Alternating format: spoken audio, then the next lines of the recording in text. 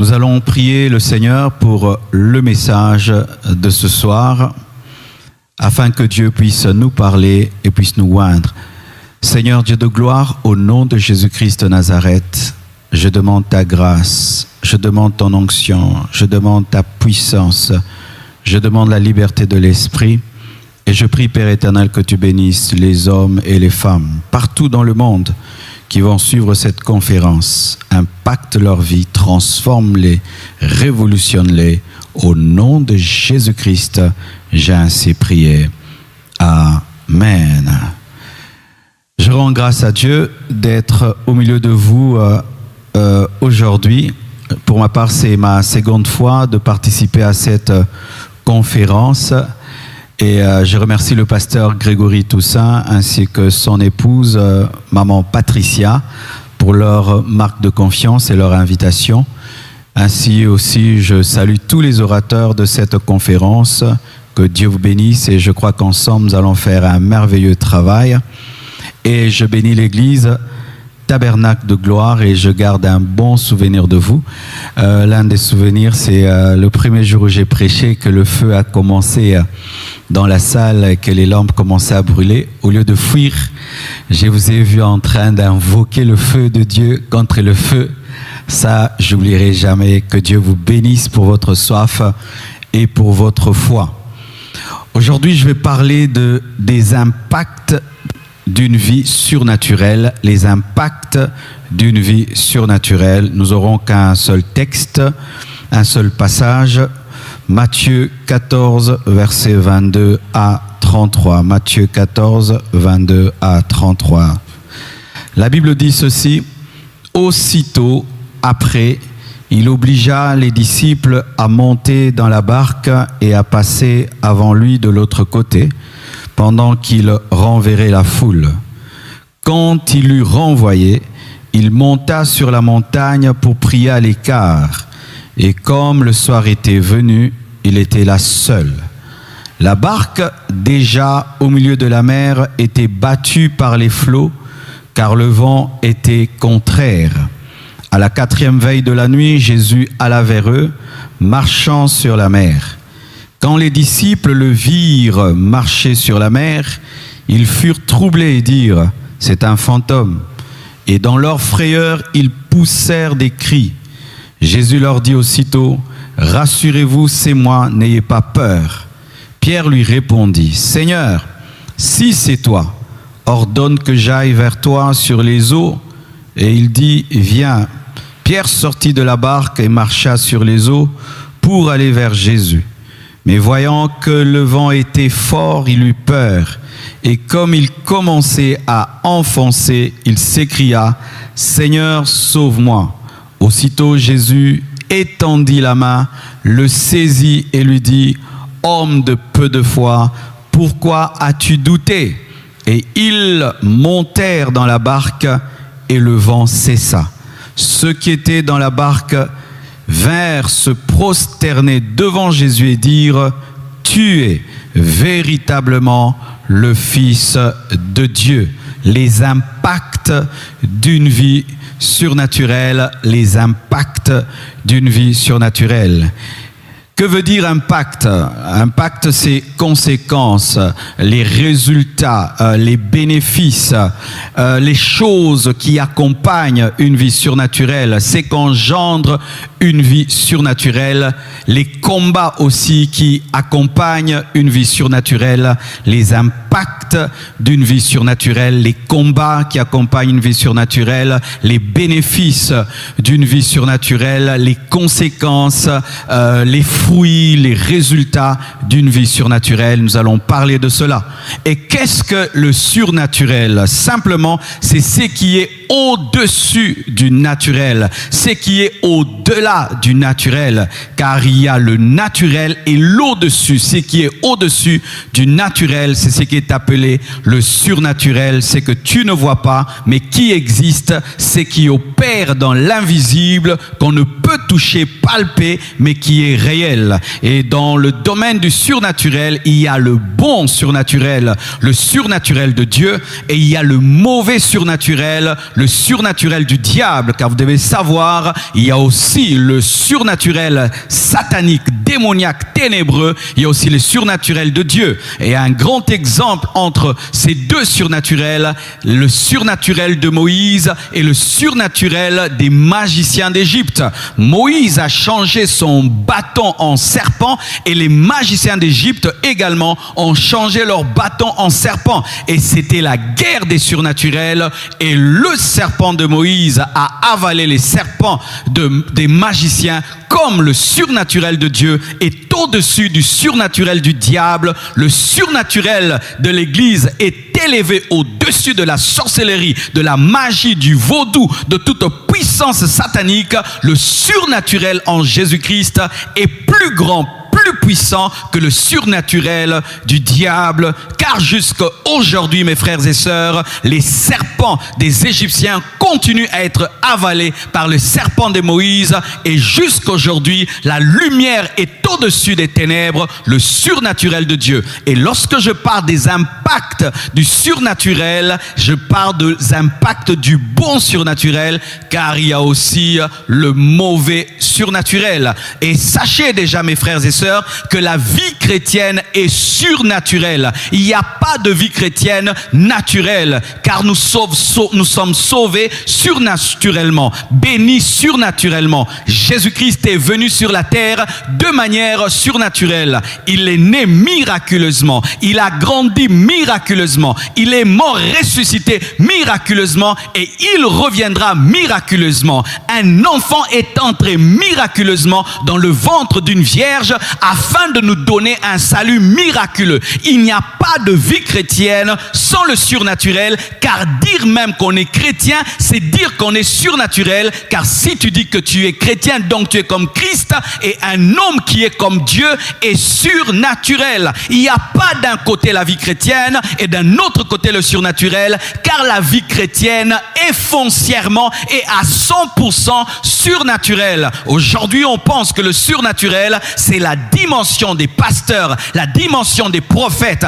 la dimension de ceux qui font des miracles et des prodiges, alors que le fait même d'être né de nouveau, d'être un enfant de Dieu, c'est surnaturel. Un homme qui devient fils de Dieu, c'est surnaturel. Le pardon des péchés est surnaturel. Avoir le Saint-Esprit en toi, c'est surnaturel. Recevoir le baptême du Saint-Esprit, c'est surnaturel. Chasser les démons au nom de Jésus, c'est surnaturel. Imposer les mains aux malades au nom de Jésus, c'est surnaturel. Attendre l'enlèvement, c'est surnaturel. Être enlevé, c'est le surnaturel. Le paradis est surnaturel. La nouvelle Jérusalem céleste est surnaturelle. La vie chrétienne est surnaturelle. Tu enlèves le surnaturel de la vie chrétienne, ce n'est plus la vie chrétienne. C'est une voiture sans moteur, et une voiture sans moteur n'est pas une voiture, et la vie chrétienne sans surnaturel n'est pas la vie chrétienne. Aujourd'hui, les gens combattent les surnaturels dans l'église. Nous voulons une église rationnelle, une église posée, une église calme, une église qui réfléchit, mais qui n'opère pas dans la dimension de Dieu. Ce n'est pas biblique. L'église primitive était surnaturelle. Elle est née par le surnaturel. Le feu de Dieu est tombé sur eux. Ils ont commencé à parler des langues qu'ils n'avaient pas apprises. C'était le surnaturel. L'église est née surnaturellement. Elle ne peut croître que surnaturellement. Alléluia. Oh, gloire à Jésus. Comment avoir une vie surnaturelle selon ce passage? Vous allez remarquer que Jésus-Christ a fait beaucoup de miracles et de prodiges, et il y avait une grande foule autour de lui. Il y avait la foule et il y avait les disciples. Qu'est-ce qu'il a fait? Il a renvoyé la foule. Ensuite, il a demandé à ses disciples de le précéder, de prendre une barque et de le précéder. Et lorsque ses disciples le précèdent, Jésus-Christ reste seul. Et qu'est-ce qu'il fait? Il va sur une montagne où il prie à l'écart. C'est alors maintenant qu'il qu'il décide de rejoindre ses disciples et non pas marchant sur terre, mais marchant sur les eaux. Et lorsque les disciples le voient, saisis de frayeur et de crainte, ils crient que c'est un fantôme et il les rassure, il leur dit, c'est bien moi. Alors Pierre veut vivre ce que Christ vit et lui dit, si c'est toi, ordonne que je vienne vers toi. Et Jésus dit, viens. Et Pierre commence à faire quelques pas sur l'eau et lorsqu'il voit les eaux commencer à mugir autour de lui, il a commencé à s'enfoncer parce qu'il avait peur et Jésus-Christ le saisit et lui dit, homme de peu de foi, pourquoi as-tu douté? Et la Bible nous dit qu'il l'a sauvé ainsi et il a donné un enseignement de foi, non pas qu'à Pierre, mais aussi aux disciples. Et lorsqu'ils ont vu cela, ils l'ont adoré, ils ont dit réellement, tu es le Fils de Dieu.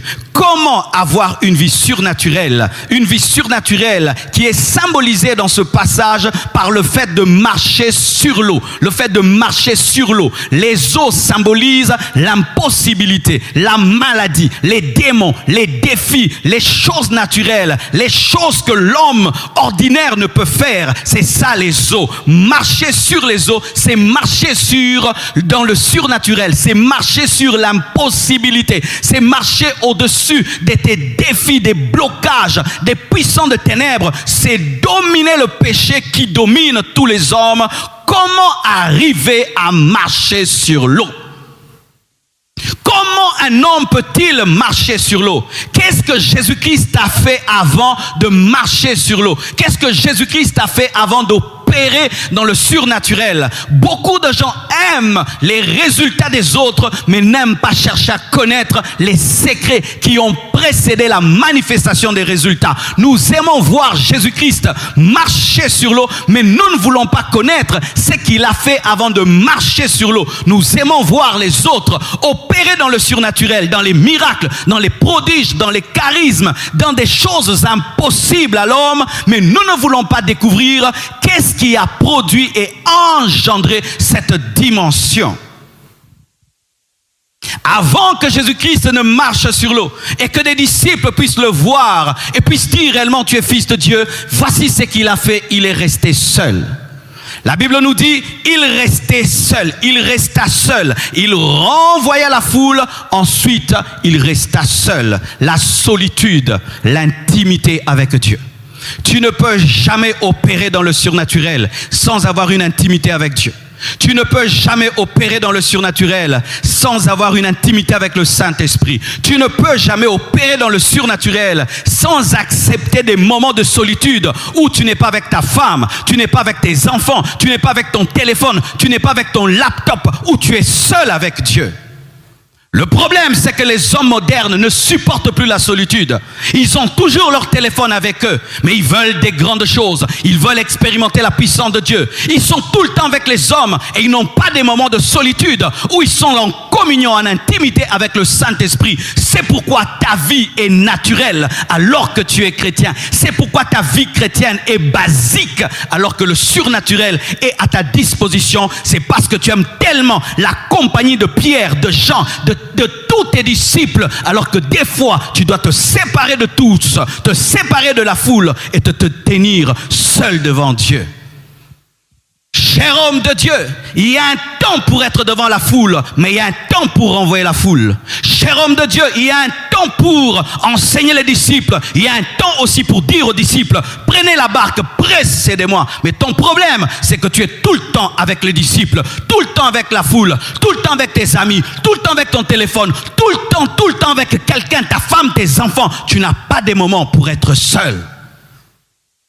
Montre-moi un homme qui recherche les surnaturels et qui est tout le temps entouré. Et je vous dis, il ne vivra jamais. Car tous les hommes qui sont parvenus à une dimension où ils ont révélé le surnaturel, dans leur passé, ils ont eu des moments de solitude. Et ils continuent à avoir des moments de solitude où ils quittent leur lit très très tôt, alors que la femme dort, le mari dort, les enfants dorment, tout le monde dort. Ils sortent seuls devant Dieu, afin d'expérimenter une intimité avec Dieu.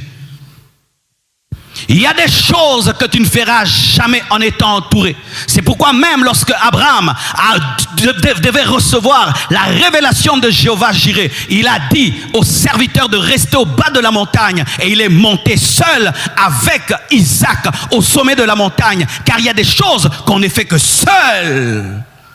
Ton problème, c'est que tu es tout le temps avec tes amis, tout le temps avec tes serviteurs, tout le temps avec ton téléphone, tout le temps tu es en train de faire quelque chose. Jésus venait de produire des miracles extraordinaires. Il venait de multiplier des pains et des poissons. Il pouvait dire, je vais rester là, je suis la star, la vedette. Il a renvoyé la foule pour être seul. C'est alors qu'il a marché sur les eaux.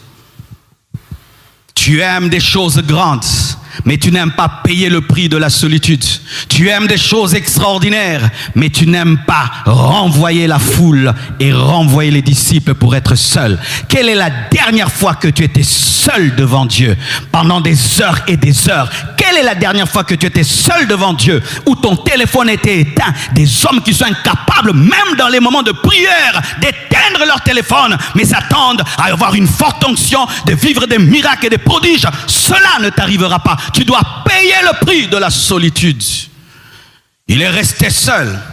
Pas seulement resté seul. Et la Bible nous dit, il s'est mis à l'écart pour prier. Pour prier. Donc ce n'était pas quelqu'un d'asocial. Car il y a des personnes dans nos églises qui sont asociales. Elles aiment rester seules. Elles ne causent avec personne. Et puis elles disent, moi j'aime pas trop la communion fraternelle. Les frères créent trop de problèmes. Jésus-Christ n'était pas ce genre de personne qui se mettait à part parce qu'il était asocial. C'était la manifestation d'une soif de Dieu, une soif de prière qui l'a amené à être seul. Si tu es seul en étant asocial, tu n'es pas dans l'amour. Mais si tu recherches des moments de solitude pour prier à l'écart, alors ça te donnera des fruits. Pour prier. Mes frères et sœurs, si tu veux vivre le surnaturel, tu dois laisser l'esprit de prière te sortir de ton lit, t'empêcher même des fois de manger pour aller te tenir devant Dieu, afin de l'implorer, d'implorer sa grâce, sa miséricorde, de demander la plénitude du Saint-Esprit, de présenter à Dieu tes défis, de présenter à Dieu tes besoins. Un homme qui ne prie pas se lèvera sans surnaturel. Ce sont les hommes à genoux qui se tiennent debout avec le surnaturel. Ce sont les hommes qui ferment leur bouche devant les hommes pour l'ouvrir devant Dieu, qui parlent puissamment aux hommes. Car si tu parles aux hommes sans parler à Dieu, ta bouche n'aura pas de puissance quand tu parleras aux hommes. Mais si ta bouche a parlé à Dieu, lorsque tu parleras aux hommes, ta bouche sera puissante parce qu'elle est en contact de celui qui est la parole. Être un homme de prière. Tu veux le surnaturel, tu dois être un homme de prière. Tu dois être un homme qui avance à genoux. Tu dois être un homme qui s'agenouille dès le matin. Tu dois être un homme qui aime prier et qui aime prier et qui aime prier et qui ne s'arrête pas de prier et qui prie lorsqu'il a envie et qui prie lorsqu'il n'a pas envie.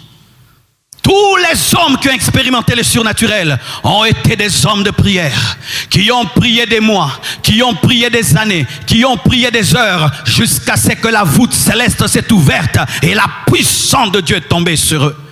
Mes frères et sœurs, Jésus-Christ, fils de Dieu par essence, était un homme de prière, un homme qui recherchait son Père. Mais il y a des fils adoptifs qui veulent des grandes choses avec Dieu, mais il prie 5 minutes, il prie 2 minutes, et même quand il prie, il n'est pas concentré. La Bible nous dit qu'il s'est mis à l'écart, symbole de la concentration. Il a évité la distraction. Lorsque tu étudies, tu évites le bruit. Lorsque tu regardes ta série que tu aimes, tu évites le bruit. Lorsque tu es au téléphone avec une personne que tu respectes, tu évites le bruit. Mais quand tu pries, tu permets à ce qu'on te dérange comme on veut. Tu as un problème de concentration et de respect. C'est pourquoi tu parleras du surnaturel. Tu ne l'expérimenteras jamais. Jésus s'est mis à part, solitude, intimité avec le Saint-Esprit, intimité avec le Père. Pourquoi? Pour prier, pour parler. Si tu pries pour la tempête, lorsque tu rencontreras la tempête ne te fera pas peur. Ton problème, c'est que tu pries dans la tempête alors qu'il faut prier avant la tempête. Ton problème, c'est que tu pries dans le problème au lieu de dévancer le problème avant de le rencontrer. Les disciples sont allés dans la barque et ont affronté la tempête. Dans la tempête, ils ont commencé à crier des cris de peur. Mais celui qui avait prié avant n'a pas eu peur, mais il a calmé la tempête. Soyez des hommes de prière, mes frères et sœurs. Les églises aujourd'hui, lorsqu'on dit il faut venir à l'intercession, les hommes ne viennent pas. On aime venir à l'église pour écouter les orateurs. Qui va enseigner, qui va prêcher? Les églises sont bondées. C'est pourquoi vous êtes remplis de connaissances, mais vous n'avez pas de vie. Il y a une différence dans votre vie entre ce que vous connaissez, ce que vous expérimentez. Pourquoi? Vous ne priez pas assez. C'est ça le problème de l'église actuelle. Des gens qui écoutent des prédications pendant 2 heures, mais incapables de prier pendant 30 minutes. Il peut suivre 10 lives sur Internet, mais il ne peut pas prier pendant 10 heures du temps. C'est ça le problème de l'église actuelle. Peu de prières et beaucoup de connaissances. Peu de prières, mais beaucoup de connaissances. Tel a prêché ceci, tel a dit ceci. Il y a un temps, mes frères, pour écouter, mais il y a un temps pour s'agenouiller, prier. Il était seul à la montagne pour prier. Il faut être seul, prier à l'écart et monter à la montagne. Jésus-Christ n'avait pas prié n'importe où, c'était sur une montagne. La montagne symbolise la consécration, symbolise la sanctification, symbolise l'obéissance et symbolise la discipline. Personne ne peut gravir une montagne sans discipline. Lorsque tu es sur la plaine, tu ne fais pas trop d'efforts, mais lorsque tu es au niveau de la montagne, tu dois être discipliné, tu dois faire attention, sinon tu vas tomber. Et la montagne symbolise la consécration. Il ne faut pas seulement se mettre à part, il ne faut pas seulement prier, mais il faut prier dans l'obéissance, prier dans la sainteté, prier dans la crainte de Dieu. Beaucoup de gens prient, mais dans le péché. Beaucoup de gens prient, mais dans la désobéissance. Beaucoup de gens prient, mais prient dans la plaine, au lieu de prier au sommet de la montagne, dans la consécration, dans la sainteté et dans la discipline. Il te manque une chose, il te manque une chose. Tu pries beaucoup, mais tu ne crains pas Dieu. Tu pries beaucoup, mais tu ne te sanctifies pas. Tu pries beaucoup, mais tu n'as pas d'obéissance. C'est pourquoi tu ne vis jamais le surnaturel. Tu lis les versets dans la Bible, c'est comme si ce sont des histoires. Jamais tu n'as expérimenté cela parce que tu as un problème. Tu n'es pas à la montagne, tu es dans le péché, tu es dans la désobéissance. Répands-toi et continue à prier. Mais si tu refuses de te repentir, arrête de prier, car Dieu n'exauce pas la prière des pécheurs. Je répète, Dieu n'exauce pas la prière des pécheurs. C'est celui qui obéit, qui peut gravir la montagne. C'est celui qui obéit, qui peut prier. Sinon, tu perds ton temps, car Dieu dit, mes oreilles ne sont pas dures pour vous entendre et ma main n'est pas courte pour vous toucher, mais ce sont vos péchés qui mettent une séparation entre moi et vous et qui m'empêchent de vous exaucer. Regarde bien dans ta vie. Tu es en train de prier où? Tu es en train de prier dans la fosse du péché. Tu es en train de prier dans la vallée du péché. Alors que Dieu t'invite à la montagne, tu refuses la montagne. Les disciples ont reçu le baptême dans le Saint-Esprit et la puissance du Saint-Esprit dans une chambre haute qui symbolisait la sainteté. Et je ne parle pas des montagnes physiques, car aujourd'hui les gens vont sur des montagnes, mais dans le péché. Au lieu de gravir la montagne spirituelle de l'obéissance, de la sainteté, de la consécration, vous gravissez des montagnes physiques et vous allez là-bas, vous commettez des impudicités, vous priez par orgueil, par jalousie. Ne gravissez pas des montagnes physiques, gravissez la montagne de la sainteté, de l'obéissance et de la discipline. Je vais à la montagne, je viens de la montagne. Dans la nouvelle alliance, mes frères, il n'y a pas un lieu où Dieu exauce. Aujourd'hui, dans la nouvelle alliance, on n'a pas besoin de montagnes physiques pour que Dieu nous exauce. Nous avons besoin de la foi et de marcher dans l'obéissance pour que Dieu nous exauce. Et encore une autre chose pour expérimenter le surnaturel de Dieu. Lorsque Pierre demande à Jésus-Christ de marcher sur l'eau, Jésus-Christ lui dit, viens. Et lorsqu'il voit la tempête, il a commencé à avoir peur et tout d'un coup il a sombré. Et qu'est-ce que Jésus-Christ lui dit? Homme de peu de foi, pourquoi as-tu douté? Si tu veux vivre le surnaturel, tu dois avoir la foi. Et quelle est la définition de la foi dans ce passage? N'est pas douter, c'est tout. N'est pas douter, c'est tout. Si tu doutes que les morts ressuscitent, ils ne vont pas ressusciter. Si tu doutes que Dieu peut t'utiliser pour guérir, il t'utilisera jamais pour guérir. Si tu doutes que Dieu peut faire de toi un multimillionnaire qui peut soutenir son œuvre, cela n'arrivera pas. Ton problème, c'est que tu cherches le surnaturel, mais dans le doute. Tu crois que Dieu va utiliser tel, il va utiliser tel autre, mais jamais toi. C'est pourquoi ça t'arrive jamais. Nous voyons Pierre, lorsqu'il a cru, il a pu marcher sur l'eau. Il était au même niveau que Jésus-Christ. Jésus-Christ n'était pas un maître. Ils étaient au même niveau quand il avait la foi. Mais une fois qu'il a douté, il n'avait plus le même niveau. Est-ce que tu crois les choses que tu demandes à Dieu? Ou tu pries seulement par formalisme? Est-ce que vraiment tu t'attends c'est que Dieu le fasse?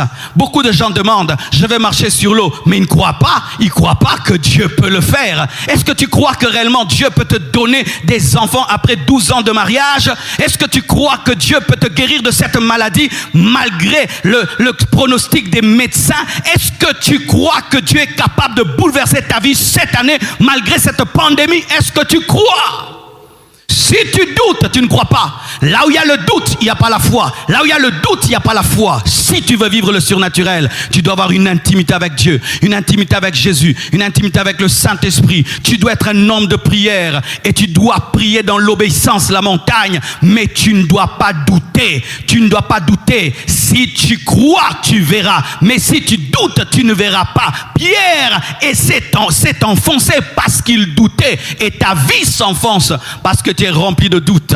Et le doute provient de quoi? De la raison. Tu regardes l'eau et puis tu dis, mais je vais finir par mourir. Parce que Pierre, c'était un pécheur. Donc il connaissait l'eau. Il connaissait l'eau. Et sa connaissance de pécheur ne l'a pas aidé. Ton problème, c'est ça. C'est que tu es un médecin et tu es malade. Tu maîtrises les virus. Tu maîtrises les bactéries. Tu maîtrises les microbes. Et là, tu n'as pas la capacité de croire en la guérison divine. Arrête de regarder à l'eau. Oublie ta connaissance et crois en Jésus-Christ et tu seras guéri.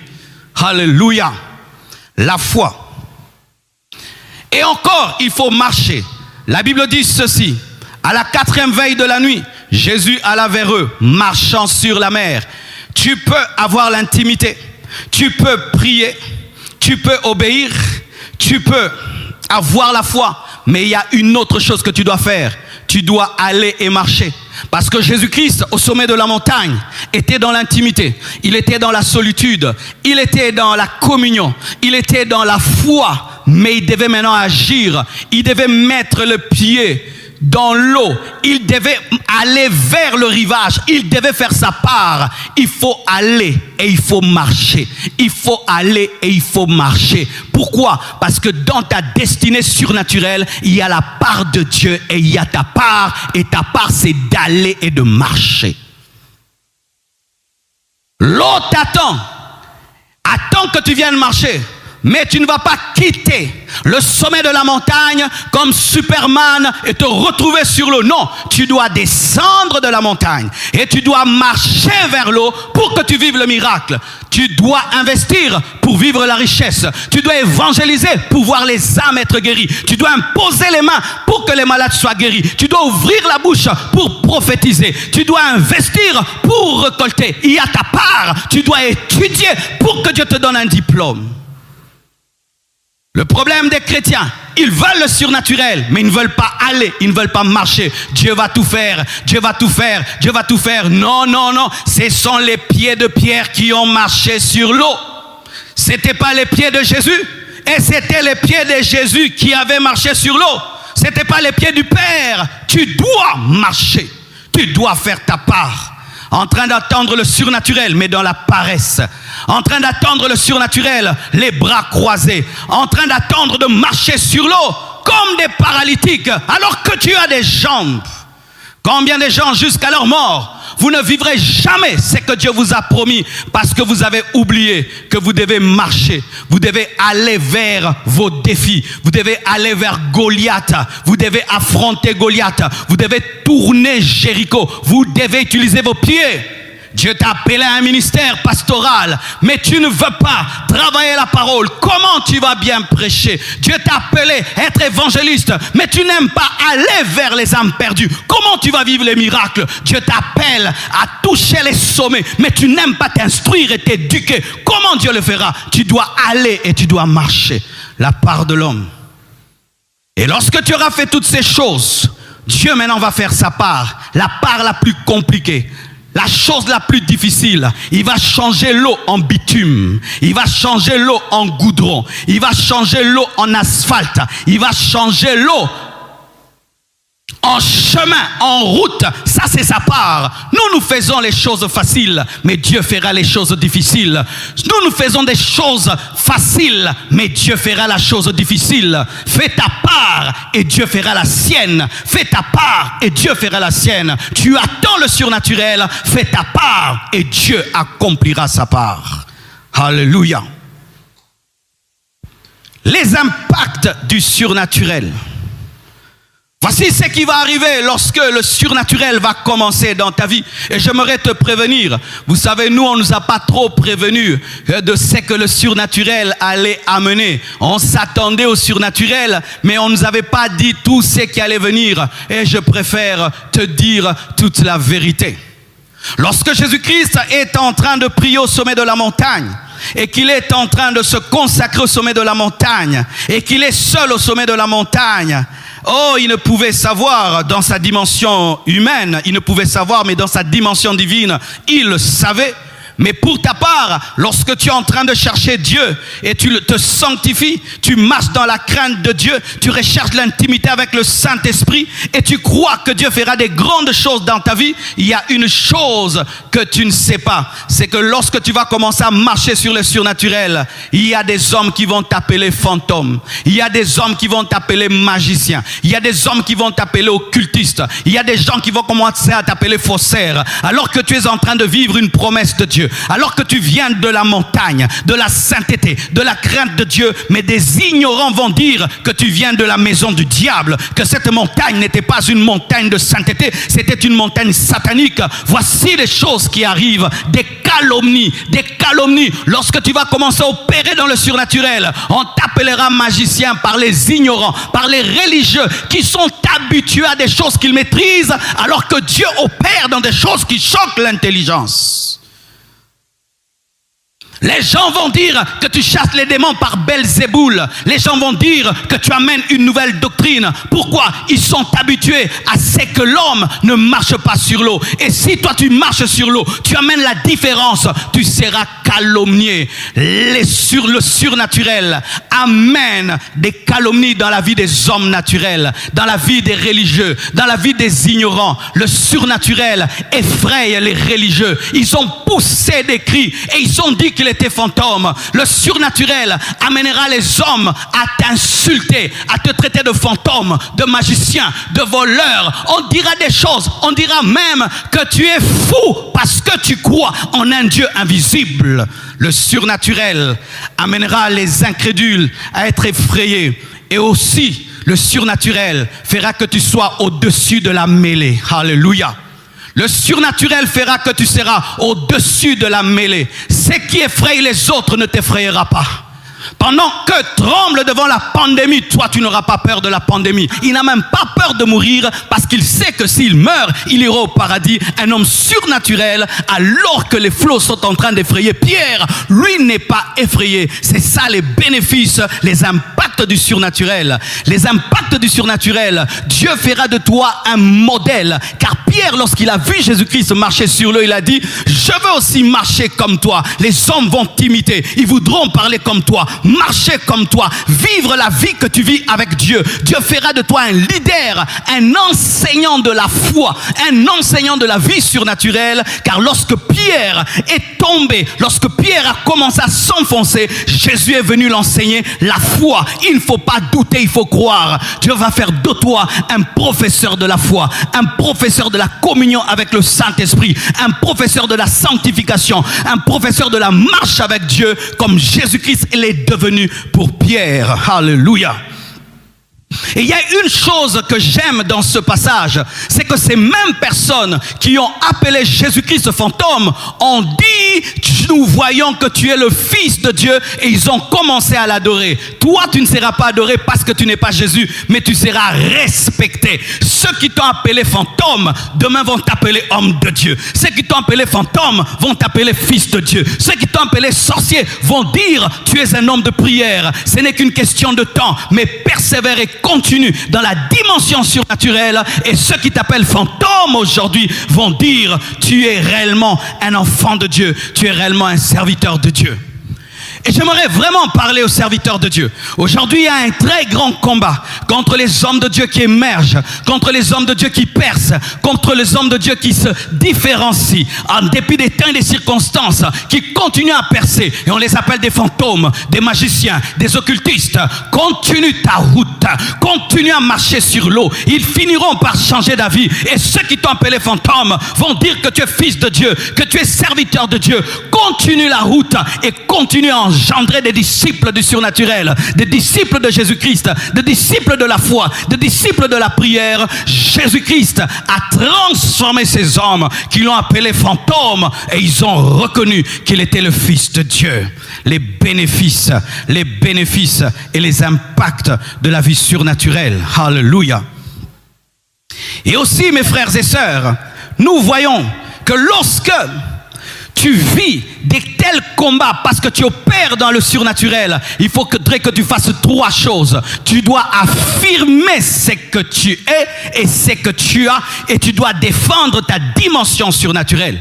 La Bible nous dit que lorsque Jésus-Christ marchait sur l'eau et qu'on l'a appelé fantôme, qu'est-ce qu'il a dit? N'ayez pas peur, c'est bien moi. N'ayez pas peur, c'est bien moi. Ne m'appelez pas fantôme, je suis Jésus. Qu'est-ce qu'il faut faire lorsque tu vis dans le surnaturel et que les hommes ne comprennent pas? Affirme ce que tu es. Je ne suis pas un fantôme, mais c'est bien moi. Affirme ce que tu es. Affirme ce que tu as. C'est pourquoi lorsque dans la chambre haute, les disciples ont commencé à parler en d'autres langues et qu'il y avait des bruits, les hommes sont venus, ils ont dit quoi? Ils sont remplis de vin. Pierre, qu'est-ce qu'il est venu? Il a dit, nous ne sommes pas remplis de vin, mais nous sommes remplis de l'esprit. C'est l'accomplissement de la prophétie de Joël. Affirme ce que Dieu t'a donné. Affirme ce que tu es. Ne renie pas ce que tu es parce que les hommes ne te comprennent pas. N'abandonne pas ton appel parce que les hommes ne te comprennent pas. Ne renie pas le Saint-Esprit parce que les hommes l'appellent vain. Ne renie pas ta dimension parce que les gens l'appellent fantôme. Ne renie pas ce que Dieu a fait de toi parce que les hommes ne comprennent pas. Car ces mêmes hommes qui disent que tu es ivre de vin, eux-mêmes, après, vont recevoir Jésus-Christ comme Seigneur et Sauveur et vont accepter d'être baptisés d'eau et de recevoir le baptême de l'Esprit. Le problème, c'est que des fois, les hommes qui opèrent dans le surnaturel lâchent trop vite. Il suffit qu'il y ait un peu de critique, tu abandonnes. Il suffit qu'on parle du mal de toi, tu abandonnes. Alors que tu sais que toi, tu n'as pas le vin. Tu as le Saint-Esprit. Tu sais que tu n'es pas magicien. Tu es oint de Dieu. Tu sais que tu n'es pas un faux. Tu es un vrai. Tu sais que tu es fils de Dieu. Mais tu abandonnes facilement. Pourquoi? Parce que tu laisses les hommes te conditionner au lieu de te connecter à celui que tu as rencontré à la montagne. Alléluia. Affirme ce que tu as en Christ et la dimension surnaturelle que tu as en toi. Car Christ a dit, c'est bien moi, n'ayez pas peur. Alléluia. Et dans Acte 2, versets 15 à 17, la Bible dit, ces gens ne sont pas ivres comme vous le supposez. Les hommes supposent. Pourquoi? Parce que l'intellect de l'homme l'amène toujours à tout expliquer. Et lorsqu'il ne comprend pas une chose, il lui donne un nom. Et il voit des gens en train de parler des langues inconnues et puis ils disent, mais comme ce sont des hommes qui n'ont pas étudié, mais comment il dit ça? Ça doit être le vin. Comment un paralytique peut marcher? Ça doit être un faux miracle. Mais comment il ne me connaît pas? Mais il a la révélation de toute ma vie. C'est sûr qu'on lui a dit ma vie. Mais comment il prie et il devient millionnaire? C'est sûr qu'il a volé. Ce sont les hommes, ils aiment supposer. Ils aiment supposer lorsqu'ils ne comprennent pas. Et ils ont supposé que les disciples étaient remplis de vin, mais Pierre a défendu ce qu'il vivait. Il a dit non, c'est le surnaturel, c'est l'accomplissement d'une prophétie. Alléluia. Défends la dimension surnaturelle que Dieu t'a donnée. Et continue de marcher sur les eaux, même si on t'appelle fantôme. Continue à croire ce que Dieu t'a dit, même si les gens te critiquent.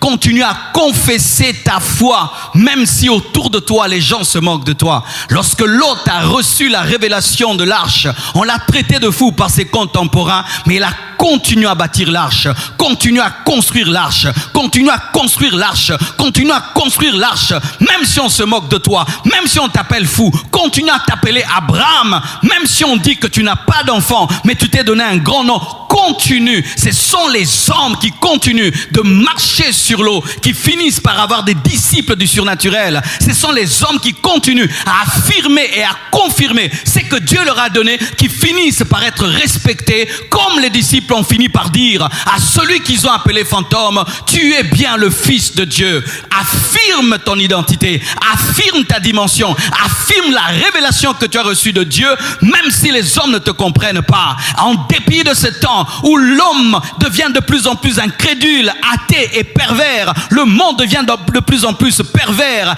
Affirme ton identité, affirme ta communion avec Dieu, affirme ta foi comme Lot l'a fait à Sodome et Gomorrhe. Tout le monde était dans l'homosexualité, tout le monde était pécheur, mais il est resté attaché à l'Éternel, il est resté attaché à sa foi. Continue à être persévérant en ce temps de la fin où les hommes se moquent de la foi, se moquent de Dieu, se moquent de la sanctification. Sois comme Lot, sois comme une île de sainteté, sois comme une île de foi au milieu de ce monde perdu. Continue à marcher sur l'eau, continue de marcher sur l'eau, quel que soit ce que le monde dit. Les hommes qui s'arrêtent finissent par s'enfoncer, mais les hommes qui continuent à marcher finissent par aborder, finissent plutôt par accoster, et on les respecte, on les honore. Va jusqu'au bout. Nous ne sommes pas de ceux qui se relâchent, mais nous sommes de ceux qui persévérons. Nous ne sommes pas de ceux qui abandonnent parce qu'on nous critique, parce qu'on ne comprend pas, mais continue. Ce n'est pas l'homme qui t'a appelé, mais c'est Jésus-Christ qui t'a appelé. Ce n'est pas l'homme qui va te juger au dernier jour, mais c'est Jésus-Christ qui va te juger. Même si les hommes ne comprennent pas ce que tu vis, continue avec Dieu. Alléluia. Et j'aime cette parole dans la Bible, Romains 8, verset 35. La Bible dit, qui nous séparera de l'amour de Christ? Serait-ce la tribulation, ou l'angoisse, ou la persécution, ou la faim, ou la nudité, ou le péril, ou l'épée? Rien ne nous séparera de l'amour de Dieu. Le monde actuel commence à persécuter l'Église.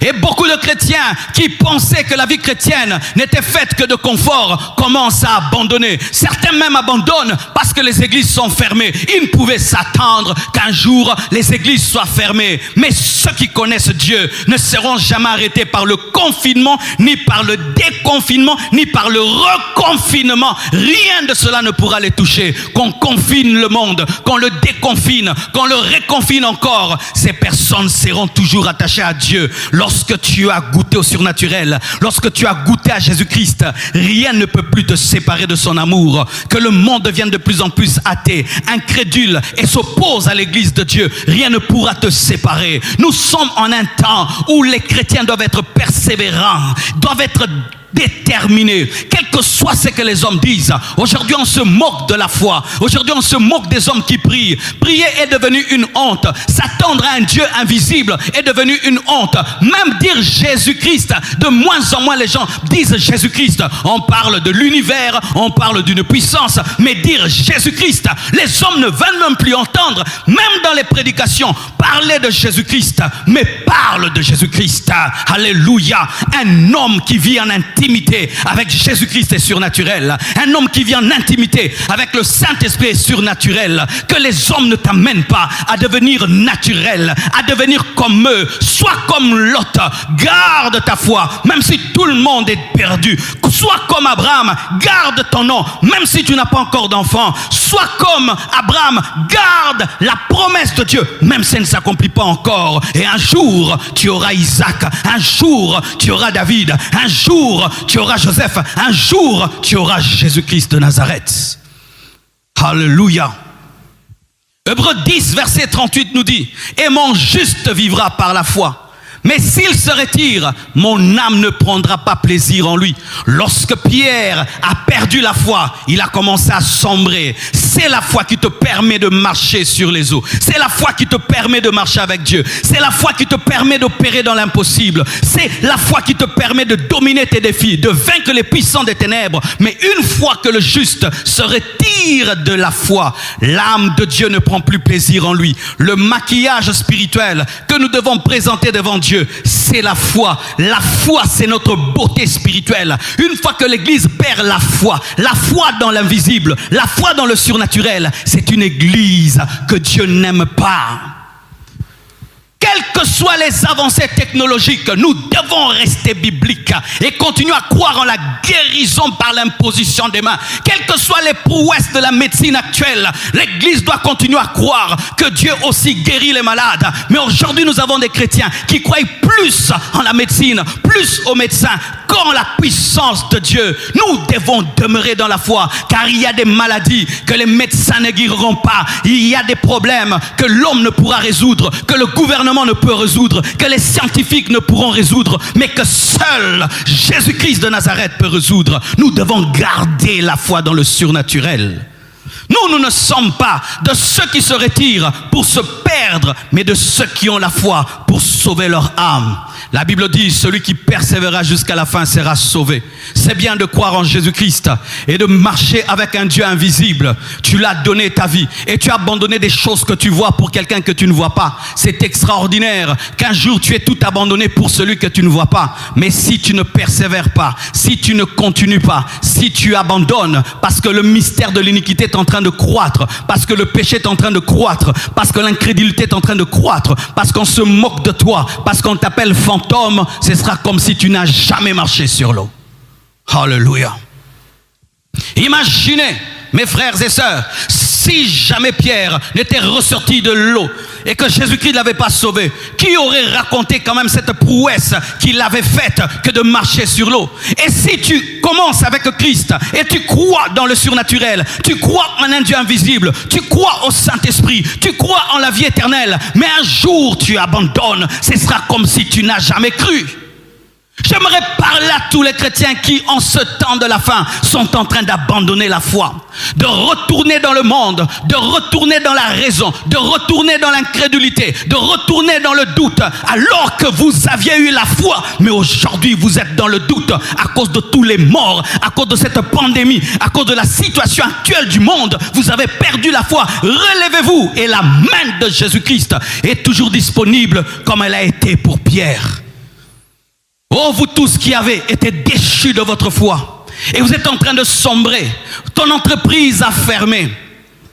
On a chassé ton père du travail, on a chassé ton mari du travail, il n'y a plus les mêmes entrées. Toi qui étais un homme de foi, une femme de foi, tu commences à douter. Comment je vais nourrir mes enfants? Comment je vais finir, je vais nouer les 2 bouts du mois? Comment je vais faire? Toi qui étais un homme de foi, aujourd'hui tu ne crois plus parce que ta foi était dans ton patron, ta foi était dans ton entreprise, ta foi était dans tes projets, ta foi n'était pas en Dieu. Relève-toi et marche à nouveau sur les eaux. Mes frères et sœurs, en ce temps de la fin, c'est un temps des persévérants. Soyez inébranlables, soyez déterminés. On insulte, tu continues à marcher sur l'eau. On calomnie, tu continues à marcher.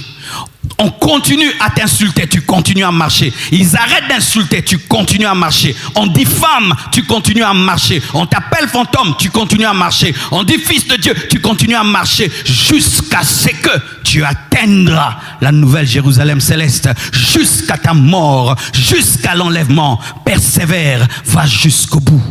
Mes frères et sœurs, le Seigneur, alors que je préparais ce message, m'a dit, encourage mon peuple à continuer, à persévérer, car plusieurs, à cause des souffrances, à cause du monde actuel, à cause de la situation présente, sont en train de relâcher dans leur sanctification, dans leur foi et dans leur communion avec Dieu. Mais nous ne sommes pas de ceux qui se relâchent, mais nous sommes de ceux qui persévèrent pour sauver leur âme. Celui qui persévérera jusqu'à la fin sera sauvé.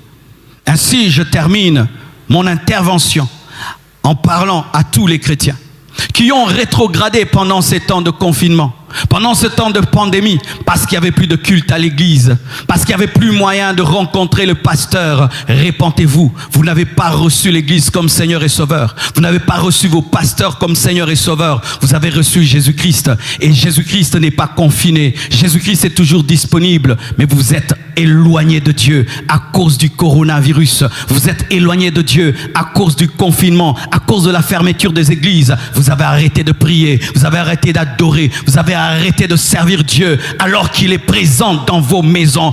Repentez-vous, repentez-vous. Et ce n'est pas une raison que vous présentez. Je suis devenu faible parce que je ne vais plus à l'église. Je suis devenu faible parce que je ne vois plus mon pasteur. Je suis devenu faible parce que je n'ai plus de communion fraternelle. Non, non. Si tu es un homme qui est capable d'être seul à la montagne, même si on ferme les églises, tu vas tenir. Cette situation révèle que tu n'as jamais été un chrétien enraciné. Oui, vous qui avez rétrogradé à cause du confinement, à cause de la fermeture des églises, en soi cela est révélateur du fait que vous avez été toujours des chrétiens superficiels.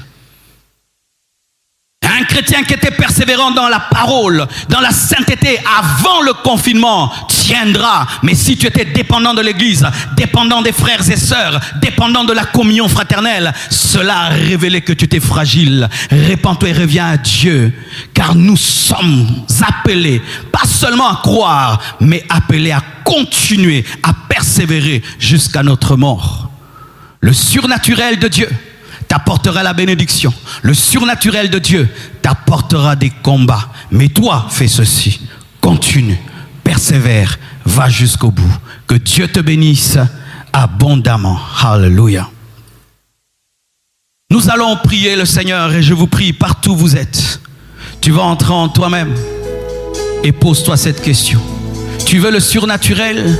Est-ce que tu as une intimité avec Jésus-Christ? Il faut la solitude. Tu veux le surnaturel? Est-ce que tu as la montagne de l'obéissance? Tu veux le surnaturel?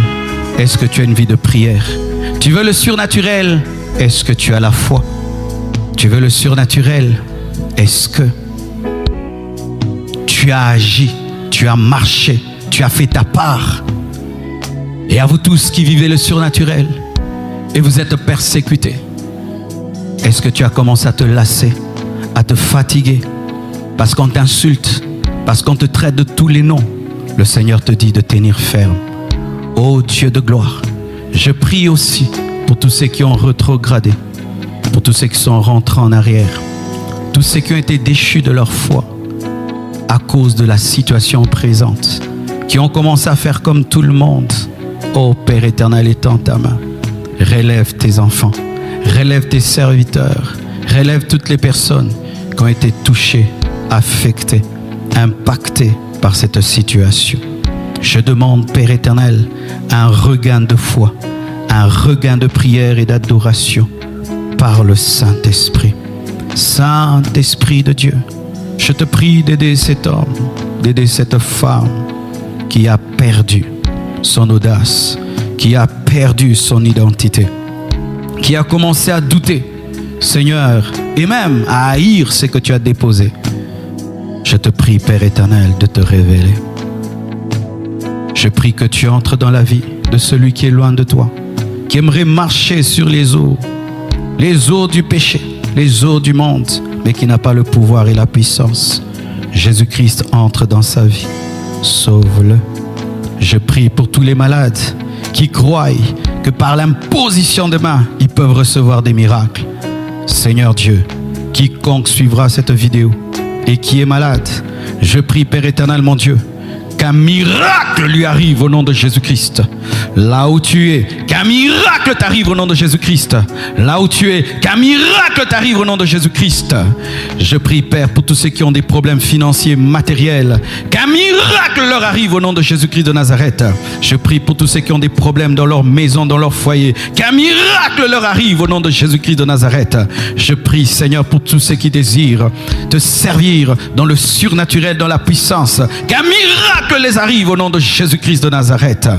Père éternel, glorifie ton nom, manifeste-toi et que l'on sache que tu es Dieu. Au nom de Jésus-Christ, j'ai ainsi prié et reçu. Amen. Que Dieu vous bénisse abondamment. De tout cœur, je crois que Dieu vous a parlé. Continue, persévère et Dieu sera toujours au rendez-vous. Merci.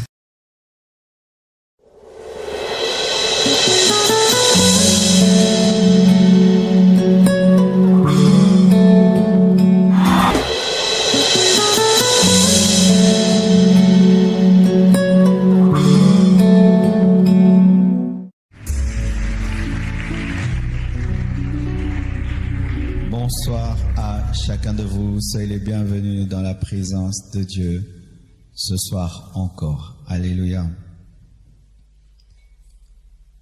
Nous bénissons le Seigneur pour tout ce qu'il est en train de faire au milieu de nous.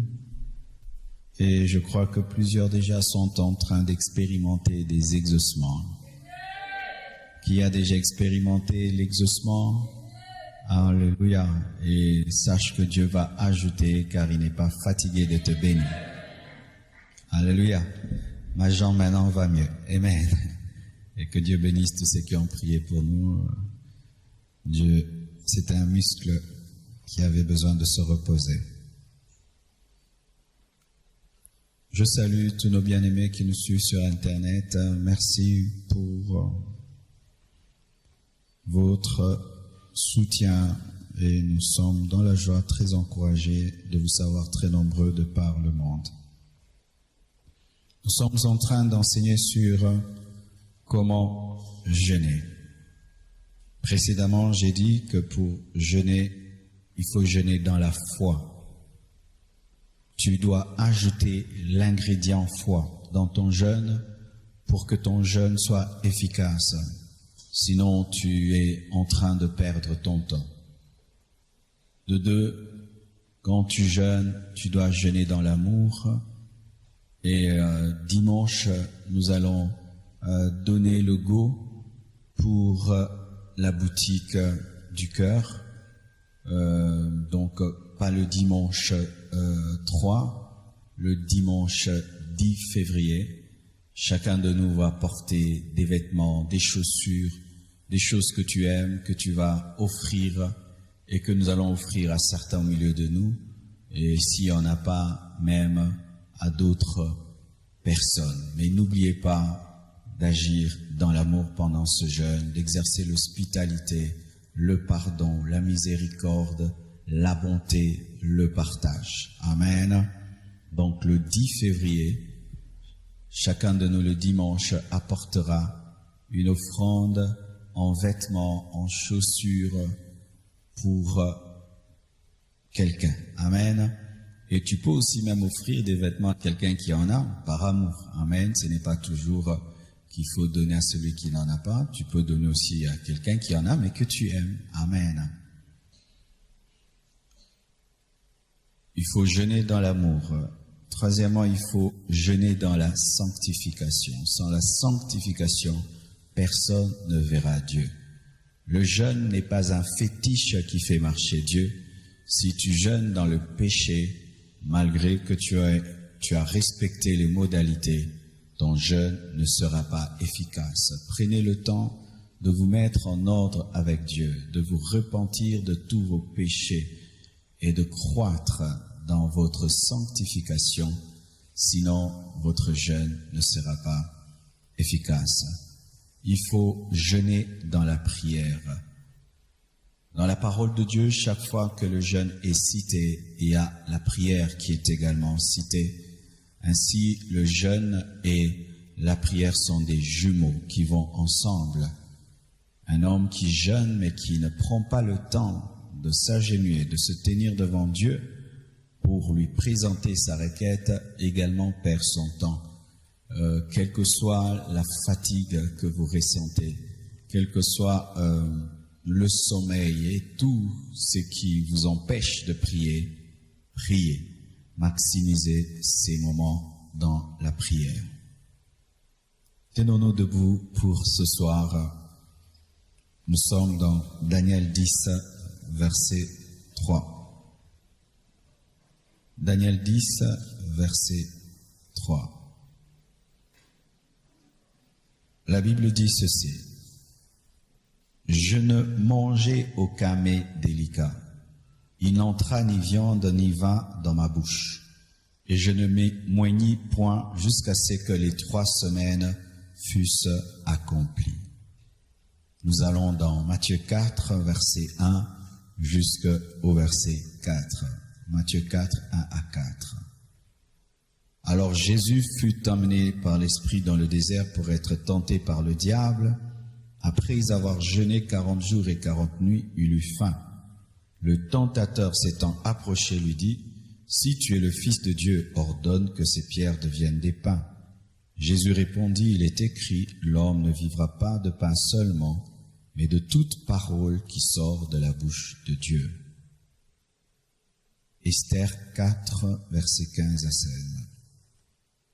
Esther 4, 15 à 16, la Bible dit, « Esther envoya dire à Mardochée, « Va, rassemble tous les Juifs qui se trouvent à Suse, et jeûnez pour moi, sans manger ni boire pendant 3 jours, ni la nuit ni le jour.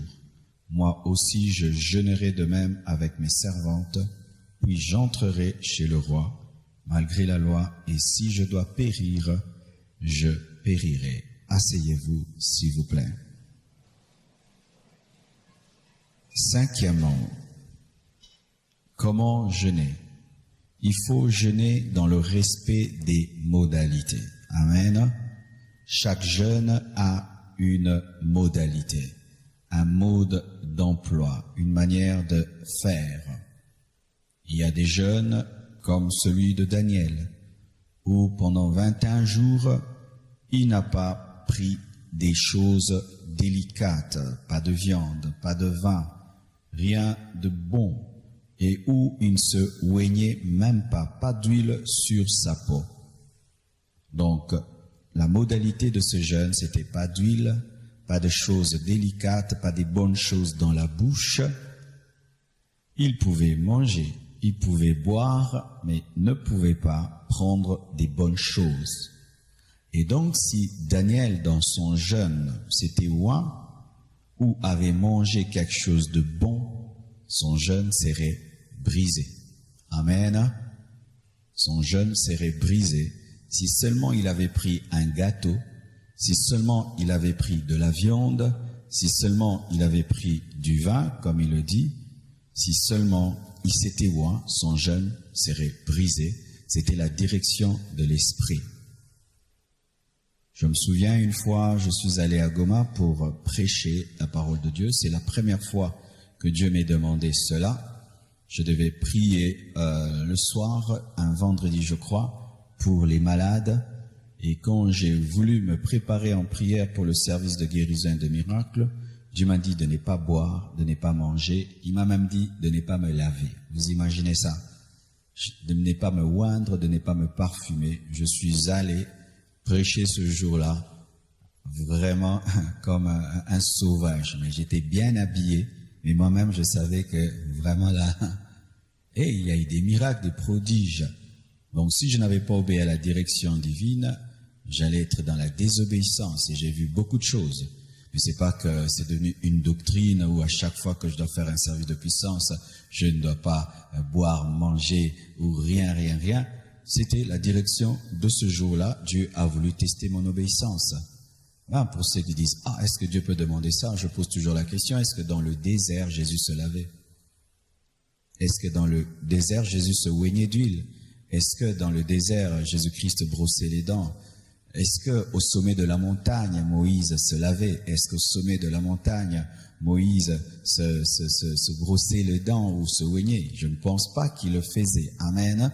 Et vous voyez, étant une personne moderne, lorsque je dis ça, ça te fait « Oh !» Mais quand tu étudies la parole en profondeur, je pense que Moïse et Jésus ne le faisaient pas parce que le lieu où ils étaient n'était pas propice pour prendre un bain. Il n'y a pas de bain dans un désert, il n'y a pas de bain sur une montagne. Je ne pense pas que Moïse ait grimpé la montagne avec un seau d'eau ou que Jésus-Christ y est allé avec un seau. Et si même il en avait, après 40 jours...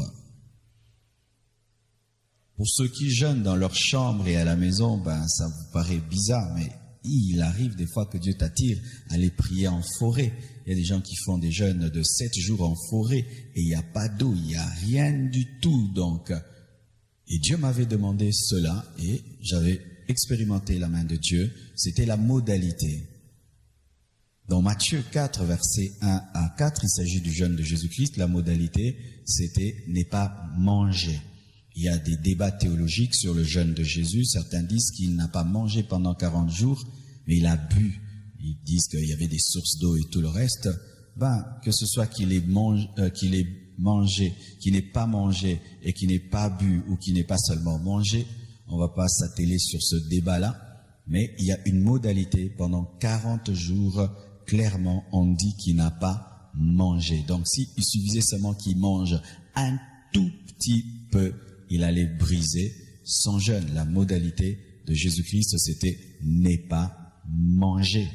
Une autre modalité, nous voyons avec Esther. Esther, elle, clairement, elle a été conduite par le Saint-Esprit à faire 3 jours. C'était pas 4 jours, c'était pas 2 jours, c'était 3 jours sans boire ni manger. Et donc, si elle avait bu au 2e jour, elle allait briser le jeûne. Si elle avait bu au 1er jour, elle allait briser le jeûne. Donc, il fallait qu'elle fasse 3 jours sans boire ni manger. C'était ça, la modalité. Et le diable vient toujours pour nous amener à pécher contre la modalité, où il faut manger de 5h à 9h, il te pousse à manger à 4h. Il faut manger de 5h à 9h, il te pousse à manger à 12h. Pour toi, tu vas croire que c'est seulement un poulet. Tu vas croire que c'est seulement du pain. Ce n'est plus du pain, ce n'est plus du poulet. C'est une désobéissance. Tu as brisé. Adam et Ève ont péché contre Dieu. C'était le manger, la bouche. Donc, aujourd'hui, je suis venu vous dire ceci, que nous ne sommes pas en train de blaguer avec un Dieu. Amen. À qui nous faisons des promesses. Je ne vais pas manger, je ne vais pas faire ceci, mais nous faisons ce que nous voulons. Il faut la crainte de Dieu. Il faut l'obéissance à Dieu. Sinon, tu es dans autre chose, mais tu n'es pas dans un jeûne. Donc, quand on dit de 5h à 9h, c'est de 5h à 9h. Quand on dit on ne mange pas la nuit, on ne mange pas la nuit, on ne boit pas, à moins que tu aies des problèmes, comme j'avais dit, des gens qui ont des problèmes d'estomac, des problèmes de reins, de foie. Là, l'Esprit de Dieu peut te conduire à une modalité qui va pas faire que tu tombes malade ou que tu meurs. Mais pour quiconque est parfaitement en bonne santé, fais très attention. Tu peux te sanctifier, tu peux vivre dans l'amour, tu peux appliquer tout ce que nous disons, mais si dans le domaine des modalités, tu fais ce que tu veux, tu finiras le jeûne et tu n'as pas d'efficacité, tu n'as pas de résultat. Amen. Nous aimons souvent les choses faciles. Et lorsqu'on te dit de 5h à 9h, nous trouvons que je peux toujours jongler. Frère, faites attention, c'est devant Dieu. C'est devant Dieu que nous le faisons. Il y a des gens qui sont dans l'occultisme. On lui a dit toute sa vie qu'il ne va jamais dormir sur son lit. Il ne dort jamais sur son lit de toute sa vie. D'autres, on lui donne toute la richesse du monde, il peut tout avoir, on lui dit tu ne porteras que des babouches. Il ne porte que des babouches, mais il est milliardaire, il ne porte que des babouches. Ce sont seulement les chrétiens qui, et même pas pour toute ta vie, pour quelque temps seulement, et Dieu te demande une petite obéissance, un tout petit sacrifice, mais tu jongles là. Ça montre déjà que tu n'es pas quelqu'un de discipliné et ta crainte de Dieu est au bas niveau. Alors vous qui êtes en train de vous amuser à manger quand vous voulez et à faire ceci, à faire cela, eh bien, posez-vous la question, vous êtes dans quoi? Parce que d'ici là, on va finir ce jeûne. Tu vas manger 4 fois, 7 fois, 8 fois, quand tu veux, pendant quelque temps seulement. Et c'est même pas le fait qu'on dise que non, jusqu'à ce qu'on coule la dalle. Vous savez qu'on peut couler même la dalle quand on arrive au 30e jour. Alors ce sera même moins que Alpha 40 de l'année passée. Mais le fait que tout ça, on ne sait pas quand. Mais ça peut être même plus tôt que 40 jours. Mais tu as déjà fait un jeûne de 40 jours. Alors Satan va te présenter. Mais tu ne sais pas quand. Alors jongle un peu parce que tu ne sais pas quand. Tu ne sais pas quand peut veut dire aussi un jeûne de 21 jours, un jeûne de 28 jours, un jeûne de 30 ou de 35 jours. Mais tu as déjà fait 40 jours dans ta vie. Alors faites attention. Satan est un rusé, est un malin. Lorsqu'il est venu tenter Jésus-Christ, il est venu avec une tentation banale. Il lui a demandé de changer la pierre en pain. Et je vous assure, si Jésus osait seulement changer la pierre en pain et manger, il allait perdre tout ce qu'il avait reçu pendant 40 jours. Et je ne sais pas si vous l'aurez remarqué, on n'a plus très faim, n'est-ce pas? Tu te sens un peu fatigué parce que ton organisme est bouleversé par le fait que tu as changé ton régime. Mais si vraiment psychologiquement tu acceptes la situation, tu n'as pas faim et quand même tu décides de beaucoup manger, tu sens que ça n'entre pas. Alors tu vas pas perdre des bénédictions pour 30 minutes de plus, 1 heure de plus, mais ta destinée elle est plus grande que ça. La chose que tu demandes à Dieu est plus grande que ça. Amen. Hein? Respectez les modalités. Si dans les Écritures, lorsqu'on parle des jeûnes, on parle des modalités, c'est parce que la bénédiction est conditionnée par le respect de ces modalités. Le jour où on dirait ici on va faire 1 jour de jeûne à sec, c'est à sec. À moins que tu aies un problème de santé. Amen. J'ajoute toujours problème de santé parce que si on n'équilibre pas, on peut avoir des problèmes avec certains qui sont fragiles. Amen. Dieu ne peut jamais te demander de respecter une modalité sans être disposé à te fortifier. C'est pourquoi nous avons toujours étonné d'entendre que Moïse a fait 2 fois un jeûne de 40 jours. Tu te dis, mais comment ? Dieu ne peut pas te demander une chose sans te fortifier. Amen. Et Dieu ne peut pas te demander de te priver de nourriture toute la journée, de ne manger que de 5h à 9h sans te soutenir. Et d'ailleurs, même les frères et sœurs qui, chez eux, à la maison, ne mangent qu'une seule fois, ne sont pas dérangés, n'est-ce pas? C'est la continuité de la vie. Amen. Sauf que tu te manges seulement un peu plus tôt. Alléluia. Oh oui, mes frères, je me souviens lorsque nous passions des moments très difficiles chez nous à la maison. Si à l'église on disait, vous n'allez manger qu'une fois par jour. Mais pasteur, tu n'as rien dit. Donc tu as seulement officialisé ce que je fais tous les jours. Alléluia. C'est pourquoi il y a d'autres qui sont très forts. Ce n'est pas qu'ils trichent, non, c'est la vie de tous les jours. Tu vois aussi que des fois la souffrance te prépare à des grands sacrifices. Amen. Hein? Et les gens maintenant qui mangent 4 fois par jour, eux vraiment, aïe, aïe. Il y a trop. Ah oui, 4 fois par jour, 5 fois par jour, tout le temps tu grignotes. Il y a tout le temps la nourriture à la maison, un peu ceci, un peu cela. Quand tu entres dans un jeûne, tout d'un coup ton corps, et en soi, Dieu t'enseigne que tu ne te nourris pas bien. Ah oui, car sachez que beaucoup manger, ce n'est pas bien manger. Manger tout le temps, grignoter, ce n'est pas bien. Aujourd'hui, nous pensons que c'est le signe de la richesse. Ce qui est bizarre, mes frères, sous autres cieux, les gens riches sont minces. Plus tu es riche, plus tu es mince. La richesse se révèle par la minceur. Congolais, Saoudi. Amen. Hein? Bien-aimés frères, respectez la modalité. De 5h à 9h, tu peux manger tout ce que tu veux. Vraiment, ça c'est un jeûne. Waouh, amen. Hein? Tout ce que tu veux et tu bois de l'eau. Et si tu as d'autres problèmes, tu peux trouver quelque chose, mais vraiment si tu as ce genre de problème.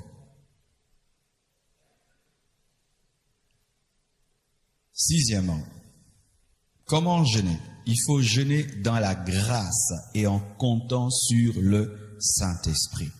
Ésaïe 58, verset 11 nous dit, « Il redonnera de la vigueur à tes membres. Tu seras comme un jardin arrosé, comme une source dont les eaux ne tarissent pas. » Philippiens 4, verset 13 nous dit, « Je puis tout par celui qui me fortifie. » Lorsque tu jeûnes, ne compte pas sur ta capacité de supporter la faim, parce que là c'est autre chose. Je ne sais pas si vous avez déjà senti ça. Si tu sors très tôt le matin, tu oublies de manger, tu peux travailler facilement. Mais si tu dis que c'est pour Dieu, du coup ton corps commence à refuser parce que là c'est spirituel. Amen. Hein?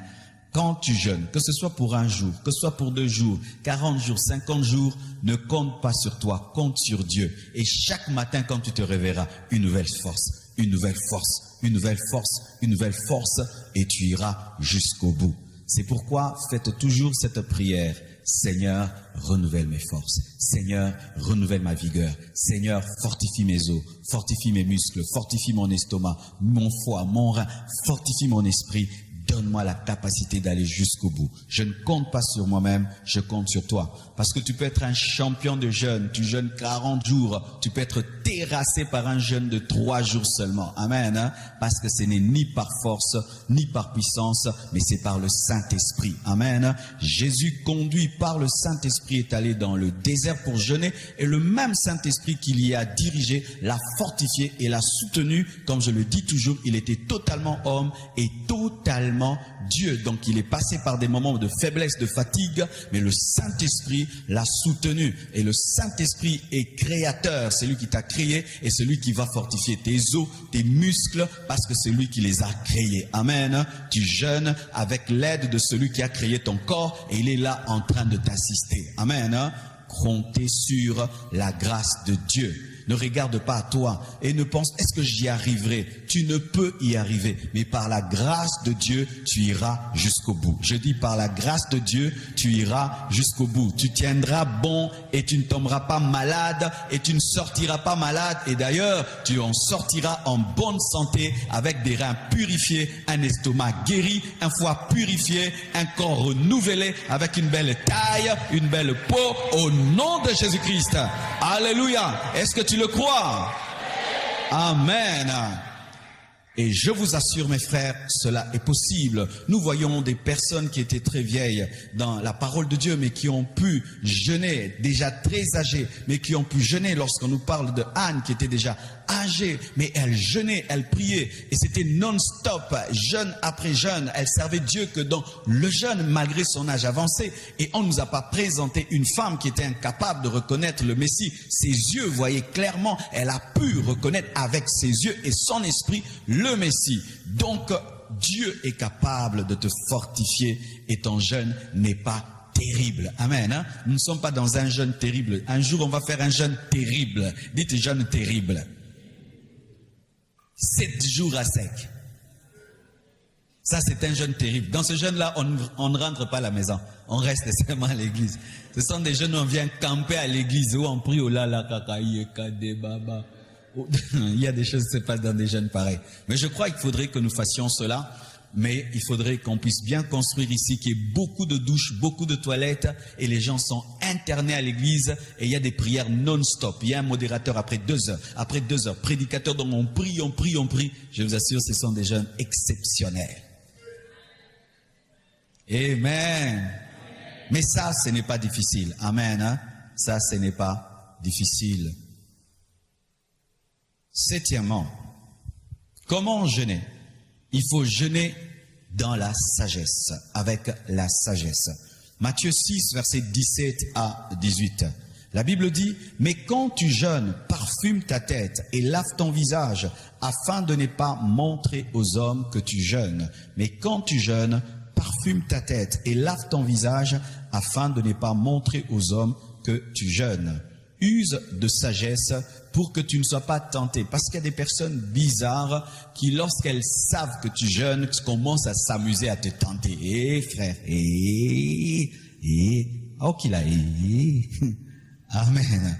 Alors pour que n'ait pas attiré de telles personnes, habille-toi bien, tu te parfumes, tu te peignes, tu es bien, et que personne ne sache. Le vrai sens de ce passage, c'était Jésus-Christ qui ne voulait pas que les gens puissent jeûner pour se faire voir. Mais nous voyons aussi qu'il y a de la sagesse dans ce conseil, c'est-à-dire la part de l'homme pour cacher son état spirituel et sa quête spirituelle par une bonne présentation extérieure qui empêche aux gens de savoir que tu jeûnes. Mais aussi, cela nous enseigne qu'il faudrait que tu exerces de la sagesse. Et je répète toujours, la sagesse. Je connais des gens qui entrent dans un jeûne et pendant le jeûne, par exemple, tu tombes malade. Tu tombes vraiment malade. Et ces personnes me téléphonent. « Pasteur, est-ce que je dois continuer ou pas ?» Mais si quand tu me téléphones, tu ne m'as pas et tu n'arrives pas à avoir mon conseil, que feras-tu? Tu dois avoir la sagesse. Si tu tombes gravement malade dans le jeûne et on doit t'amener à l'hôpital et on te dit tu dois manger, tu dois avoir la sagesse de comprendre que là maintenant, je dois sauver ma vie. Amen, hein? Vous devez avoir la sagesse. La sagesse. Car lorsqu'on enseigne sur le jeûne, on n'enseigne pas au peuple la sagesse. Et ils veulent tout le temps venir auprès du leader pour avoir le mot de Dieu. Alors que vous êtes maintenant très très nombreux et c'est pas tout le monde qui a mon numéro de téléphone. Ça peut faire que tu t'entêtes dans une chose alors que la sagesse de Dieu te parle et te dit, là c'est question de vie et de mort, sauve ta vie et le jeûne tu le continueras. Amen, hein? Il faut de la sagesse. Parce que Satan attaque beaucoup les églises qui font longtemps jeûner les fidèles par des scandales, par des morts, par des choses où on dit, vous voyez dans cette église-là, vous voyez dans cette église-là, en soi c'est une attaque contre le leader afin qu'il puisse arrêter. Parce que mes frères et sœurs, si un seul de vous seulement pendant ce jeûne meurt, bien aimé, je serai découragé de continuer le jeûne et même j'aurai du mal à annoncer un jeûne l'année prochaine. Amen. C'est pourquoi quand on me parle, non, il y a tel deuil, je me renseigne toujours. La personne là, elle jeûnait, oh non, elle jeûnait pas. Elle était malade autrement et tout. Ok.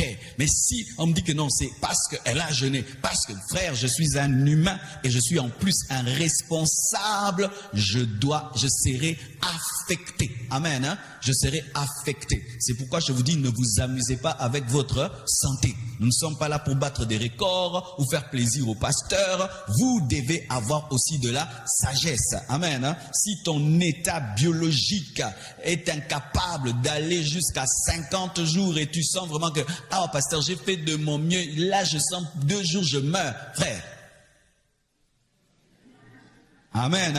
Ah oui, mes frères et sœurs, car n'oublions pas que Jésus est mort à la croix. Il y a la croix, il y a la croix. Mais ce n'est pas non plus une porte que j'ouvre pour que vous puissiez vous amuser maintenant à couper le jeûne. Comme je le dis toujours, Dieu te connaît. Amen. Comment tu sauras que tu as mal coupé le jeûne? Lorsque tu auras une conscience chargée. Tu sentiras, oh, ils ont le mais quelqu'un vraiment qui est en danger de mort qui arrête, il a la paix. Amen. Il a la paix parce que ta vie est plus importante que le jeûne. Amen. Mais quelqu'un qui par gloutonnerie et tout le reste crée des maladies et tout, quand tu manges, toi-même l'esprit te dit, oh sa maladie. L'esprit de Dieu nous parle, vrai ou faux? Alors moi je vous pousse à écouter l'esprit, pas à être tout le temps un gourou autour de vous, vous parlant. Non, j'engendre des disciples, des personnes matures qui sont capables même elles-mêmes dans le secret de faire un jeûne de 40 jours, amen, et d'écouter Dieu dans ce jeûne-là. Amen.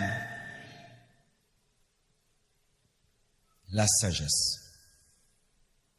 Car aussi vous devez savoir, ça je dois tout vous dire dans le domaine du jeûne. Dieu peut t'appeler dans un jeûne de 50 jours et tu arrives au 2e jour, il te dit, je t'ai exaucé ça. Ah oui, mes frères, lorsque nous lisons la Bible sur Abraham où Dieu lui dit, tue ton fils, et puis il lui dit, ne tue pas, c'est pour nous dire que Dieu n'est pas esclave de ses directions. Alors des fois tu peux faire ça et Dieu te dit, mon fils, je t'ai exaucé. Tu dis, non, je continue. Ça, je te parle, mon frère, dans ta vie personnelle avec Dieu, tu dois plus écouter l'esprit. Amen. Écouter l'esprit. Et des fois aussi, il peut te dire de faire un jeûne de 4 jours. Le jour que tu arrives au 4e jour, il te dit, tu continues encore 2 jours. Tu dois aussi écouter, tu continues. Alléluia. Oh oui, mes frères et sœurs, dans notre assemblée, quand on nous formait, c'était cela. On vous amène dans un jeûne de 2 jours, 3 jours. Quand vous finissez, vous mangez. Un autre jeûne continue. Et vous entrez encore en jeûne. Sans même discuter, vous croyez que Dieu dirige le leader et que Dieu le bénisse. Il a engendré des puissants serviteurs de Dieu. 8e, dans la détermination. Comment jeûner? Dans la détermination. Il y a un détail sur le jeûne de Jésus-Christ que souvent nous ne donnons pas. La Bible dit ceci dans Luc 4, versets 1 à 3. Jésus, rempli du Saint-Esprit, revint du Jourdain, et il fut conduit par l'Esprit dans le désert, où il fut tenté par le diable pendant 40 jours. Il ne mangea rien durant ces jours-là, et après qu'ils furent écoulés, il eut faim. Le diable lui dit, « Si tu es le Fils de Dieu, ordonne à cette pierre qu'elle devienne du pain. » Voyez ceci. Où il fut tenté par le diable, verset 2, où il fut tenté par le diable pendant 40 jours. Pendant 40 jours. Souvent, nous avons la connaissance de la tentation finale. Après les 40 jours, comment Satan a tenté Jésus. Mais lorsque nous prenons Matthieu 4 et Luc 4, nous les mettons ensemble, nous comprenons ceci que Jésus-Christ n'a pas été seulement tenté le 40e jour. Il a été tenté tous les jours. Tous les jours. Dès le premier jour où Jésus-Christ a commencé son jeûne, Satan l'a tenté. Mais la tentation finale nous est présentée, nous est explicitée. Mais les autres tentations pendant les 40 jours ne nous sont pas dites. Mais nous voyons que c'était pendant 40 jours. 40 jours de tentation, 40 jours. Et pour arriver à continuer un jeûne et tu es tenté pendant 40 jours, tu dois être déterminé. Déterminé, déterminé. Le premier jour, tu dis, je ne lâche pas. Le deuxième jour, je ne lâche pas. Le troisième jour, je ne lâche pas. Le quatrième jour, je ne lâche pas. Cinquième, 10e, 40, je ne lâche pas. Je me souviens de ce jeûne que j'avais fait dans mon bureau, où moi-même, j'ai fermé mes frères. Et c'est ta chambre, c'est ton bureau. Et la porte est là. Mais tu ne peux même pas sortir un tout petit peu. La limite, tu restes là. Là. Si on doit te donner de l'eau, tu ouvres la porte comme un prisonnier. Un prisonnier, on te donne de l'eau, tu mets là. Mais je ne sors même pas de l'autre côté. Il y a un couloir, j'entends des gens causer, rire. Mais toi, tu es là. C'est ta propre chambre, c'est ton propre bureau. Tu peux ouvrir et sortir, te balader. Mais tu es là, 1 jour, 10 jours. Frère, le 40e jour, quand j'ai fini et je suis sorti, j'ai senti comme si j'étais vraiment un prisonnier qui venait de Makala. J'ai apprécié la liberté, apprécié les arbres, apprécié le soleil, apprécié les nuages, apprécié le vent, apprécié les oiseaux. Donc j'étais comme quelqu'un qui était venu vraiment d'une prison. Et c'est quand même, je me suis rendu compte qu'à force de vivre sur cette terre, nous ne voyons plus le monde tel qu'il est. Tu vois, le monde, il est beau. Amen. Hein? C'est beau, les arbres sont beaux.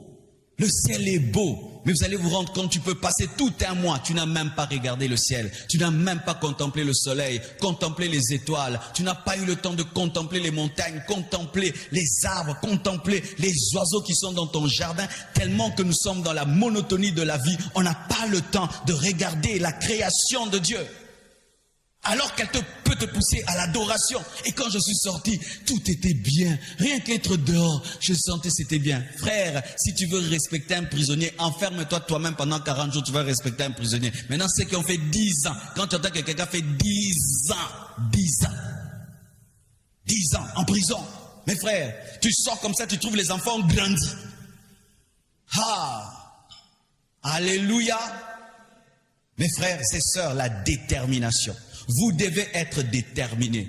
Et chaque fois que vous passez sous cette dalle, même si elle n'évolue pas, tu dis que tu évolues pas, je continue. Je continue. Alléluia. Vous devez être déterminé.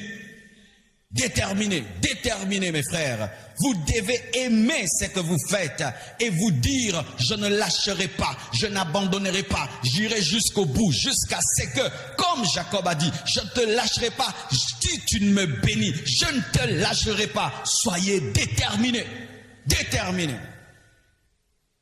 Ne vois même pas en toi que tu peux lâcher, que tu peux abandonner, que tu peux arrêter. À moins que Dieu t'arrête, mais toi ne vois pas que tu puisses arrêter. Et déjà au point où nous sommes déjà comme dans le tunnel. De l'autre côté, très très loin, il y a la ligne de départ. Et de l'autre côté, il y a la ligne d'arrivée. Alors rebrousser chemin, c'est tout recommencer à zéro. Tout ce que tu as bâti pendant ces 15 jours, tu ne peux rentrer en arrière. Que ton ami te dise, moi j'ai arrêté, j'ai commencé à manger, dis, ça c'est toi. Moi j'ai arrêté, ça c'est toi. Moi je continuerai après 7 jours. Toi tu sautes comme tu veux, ça c'est toi, mais moi j'irai jusqu'au bout. Amen. Hein? Car il y a des gens qui s'amusent comme ça, 3 jours ils laissent et puis ne le suis pas. Amen. Hein? Ne le suis pas avec son jeune dos d'âne. Ne vous amusez pas mes frères, ne vous amusez pas. J'ai été dans une vie chrétienne avec des gens qui s'amusaient comme ça. Pendant que vous mangez, et il mange, il vient même modérer, il a mangé, il vous fait prier longtemps. Frère, prie, levez les mains, ne fais pas descendre. Je dis, mais lui c'était un robot ou comment là? Tu dis là l'onction c'est frère, un jour une parole de connaissance sort. Frère, le Seigneur nous dit, à tel, tu manges le pondou. Ne faites pas ça. Ne vous amusez pas. Soyez sérieux. Amen. Hein? Soyez sérieux. Honore Dieu et Dieu t'honorera. Amen. Hein? Honore Dieu et Dieu t'honorera. Alléluia. Je sais ce que je te dis. Je sais ce que je te dis. Neuvièmement, comment jeûner sans hypocrisie? La Bible dit ceci, dans Matthieu 6, versets 16 à 18. Lorsque vous jeûnez, ne prenez pas un air triste, comme les hypocrites qui se rendent le visage tout défait, pour montrer aux hommes qu'ils jeûnent. Je vous le dis en vérité, ils reçoivent leur récompense. Et quand tu jeûnes, parfume ta tête et lave ton visage, afin de ne pas montrer aux hommes que tu jeûnes, mais à ton Père qui est dans les lieux secrets. Et ton Père qui voit dans le secret te le rendra. J'ai deux choses à expliquer ici, et une révélation qui m'a donnée hier, et quand l'homme de Dieu même prêchait, il a dit quelque chose. Lui, c'était une parenthèse qui n'avait rien à voir avec son sujet, et c'était la phrase que Dieu m'avait donnée, que je venais même d'écrire, et il avait dit, et j'ai compris que c'est vraiment une grande révélation que Dieu m'a donné, une grande inspiration. Tout d'abord, il ne faut pas jeûner dans l'hypocrisie. L'hypocrisie, c'est un terme qui présente quelqu'un qui a deux visages, qui a un masque, quelqu'un qui n'est pas vrai. C'est ça un hypocrite. C'est quelqu'un qui présente une chose, mais qui au-dedans ne l'est pas vraiment. C'est quelqu'un qui a une double vie. Et malheureusement aujourd'hui, de plus en plus, il y a des chrétiens qui ont des doubles vies. Une vie d'église, une vie au travail, une vie chez lui à la maison, une autre vie dans le quartier, une autre vie quelque part. Lorsque tu es un hypocrite, Dieu ne t'exaucera pas. Jetez vos masques. Soyez vrais devant Dieu. Si tu as une sale vie, présente-toi devant Dieu avec cette sale vie et dis-lui, Seigneur, je suis un mauvais, pardonne-moi, je me répands, transforme-moi. Mais ne joue pas au saint alors que tu es un pécheur. Nos masques peuvent tenir face aux hommes qui ne peuvent percer le secret de nos cœurs et de nos âmes. Mais devant Dieu, aucun homme n'a un masque parce que même lorsque Jésus-Christ choisissait Judas, il savait déjà qu'il allait le vendre. Dieu te connaît tel que tu es. Quand tu es biface, tu te trompes toi-même et tu perds du temps. Tu veux tromper celui qui perce, qui voit tout. Qui était avec toi depuis que tu étais chez toi et qui est venu ici et sait qui tu es. Une manière d'être à l'église, une autre manière d'être à la maison. Une manière de faire à l'église, une autre. Mes frères, Dieu n'exauce pas notre présence à l'église, il exauce notre vie. Dieu n'exauce pas notre présence à l'église, il exauce notre vie. Et ta vie est faite de ton matin, de ton midi et de ta soirée. Ta vie est faite de ton lundi et pas seulement de ton dimanche. Ta vie est faite de ton samedi, pas seulement de ton dimanche. Nous pensons que Dieu est le consommateur des dimanches. Il est le consommateur des cultes. Dieu consomme ta vie. Ta vie. Ne soyez pas comme des hypocrites lorsque vous jeûnez. Soyez vrais. Dis à Dieu qui tu es vraiment. Parle à Dieu de ton défaut. Ne te traite pas comme les hommes te traitent, parce que la plupart des temps, les hommes nous accordent des qualités que nous n'avons pas, parce qu'ils sont bluffés par notre hypocrisie.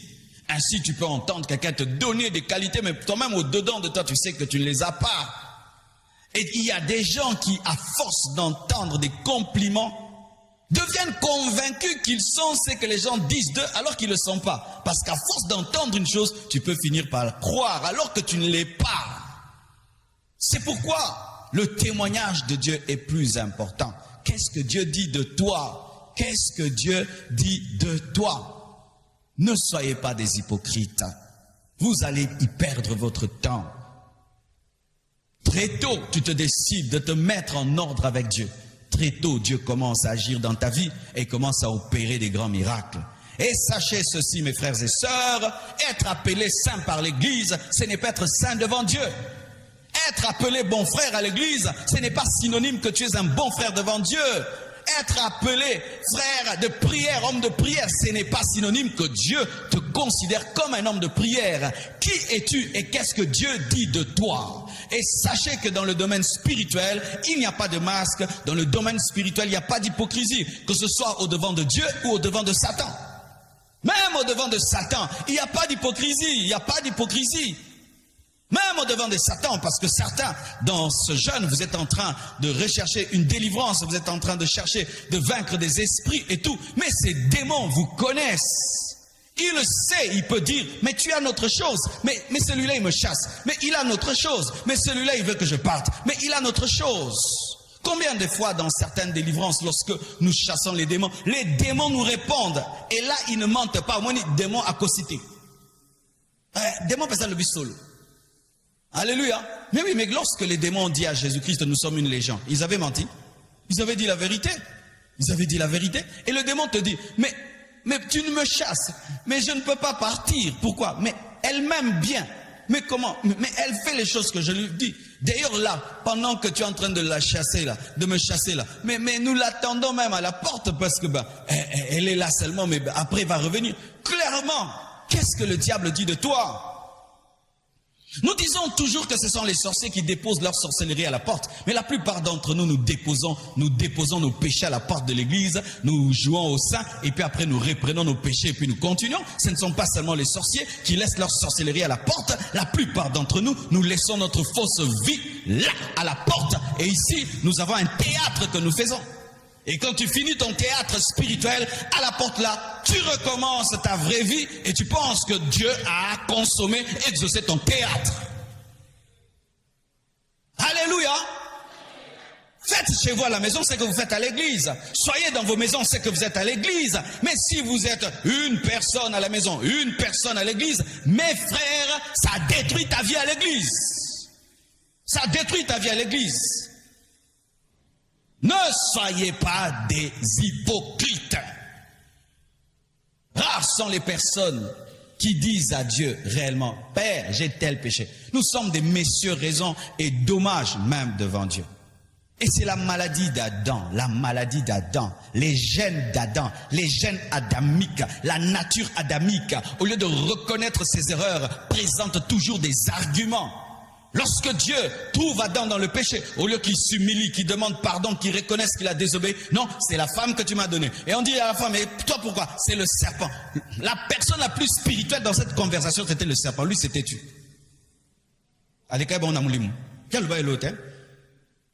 Adam a accusé la femme. La femme a accusé le serpent. Mais le serpent, s'il pouvait les accuser, moins spirituel que les démons. Car la Bible dit que les démons tremble devant Dieu. Mais il y a des chrétiens qui ne tremblent même pas devant lui. Alléluia. Soyez vrais. Congolais, soyez vrais. Quand vous priez, soyez vrais. Quand vous allez à l'église, soyez vrais. Que cette maladie de religiosité quitte les églises au nom de Jésus. Nous avons quitté des églises mortes dans lesquelles nous jouions aux chrétiens. Et quand même les églises de réveil ont commencé, c'est la même chose que nous continuons. Je me souviens lorsque j'étais dans les églises mortes, j'étais païen du lundi au samedi. Lundi au samedi, je ne sais même pas que Dieu existe. Je suis dans ma musique mondaine, je suis dans mes impudicités, dans mes trucs. Et dimanche, va aller à l'église, Et d'ailleurs, quand tu y vas, tu t'habilles pour les autres, tu te chausses pour les autres, tu fais tout pour les autres. Les lots vont sentir, père asika, vont sentir, et la massika, vont vivre. Comme certains viennent comme ça à l'église, montrer leurs chaussures, montrer leurs pantalons, montrer leur voiture, montrer leur maison, montrer leur coiffure, montrer cela. Tu as toujours l'esprit de 100%. Et lorsque c'était le moment de l'offrande ou le moment de la Sainte Seine, j'attendais que tout le monde puisse faire. Comme ça, on me donne même 100 pas. Je faisais ça. Et en ce temps-là, on protégeait nos chaussures avec des fers. Qui a mis ça dans sa vie? Alléluia. En ce temps-là, je ne sais pas qu'est-ce qu'il y avait au Congo. Donc on mettait toujours des fers sous les chaussures pour que ça ne puisse pas s'user. Lorsque tu as une paire que tu aimes beaucoup, il faut y mettre un fer à cheval, hein, en bas là. Alors que tu peux marcher les léosan, cancan, au bout des sangou. Et quand tu arrives devant le prêtre, au Tchéboué.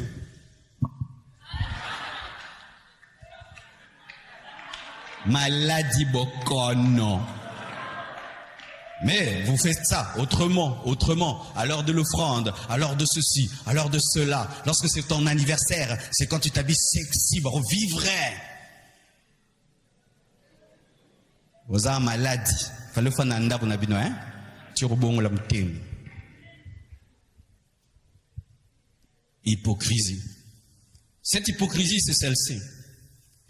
Faire des choses pour Dieu alors qu'on les fait pour les hommes. Dans la motivation. Où tu dis que tu jeûnes pour Dieu, mais tu ne jeûnes pas pour Dieu. Tu jeûnes pour que les hommes disent que tu es spirituel. Pour que chez vous à la maison, tout le monde dise que tu es spirituel. Mais ce n'est pas pour Dieu que tu le fais pour les hommes. Tu le fais pour les hommes. Et voici ce que Dieu m'a dit, qui m'aide à le dire. Et je vais commencer à le dire souvent, parce qu'il m'a expliqué que c'est parmi les grands pièges de Satan.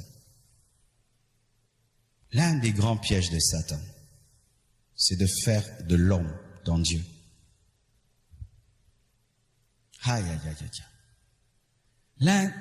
L'une des ruses du diable dans nos vies, c'est de faire de l'homme dans Dieu. Et de faire de l'homme ton adversaire. Et d'enlever lui et Dieu. Et tu n'as que l'homme qui est ton adversaire et ton Dieu. Lui qui est ton adversaire, il disparaît. Dieu qui est ton Dieu, il disparaît. Il te laisse avec l'homme et l'homme devient ton adversaire et il devient ton Dieu. Je vais expliquer. La plupart d'entre nous, nous haïssons qui? Pas le diable, pas les démons, mais l'homme. Si on nous dit ici, qui a des ennemis? Personne ne va se tenir debout, Satan. Il va dire, mon oncle, ma tante, mon père, ma mère, mon frère, mon beau-père, ma belle-mère, ma belle-sœur, ma ceci. Personne ne va dire Satan. Alors que celui qui est digne de notre haine, c'est lui. Lui, on ne le hait pas. Et celui qui est digne de notre amour, l'homme, on le hait.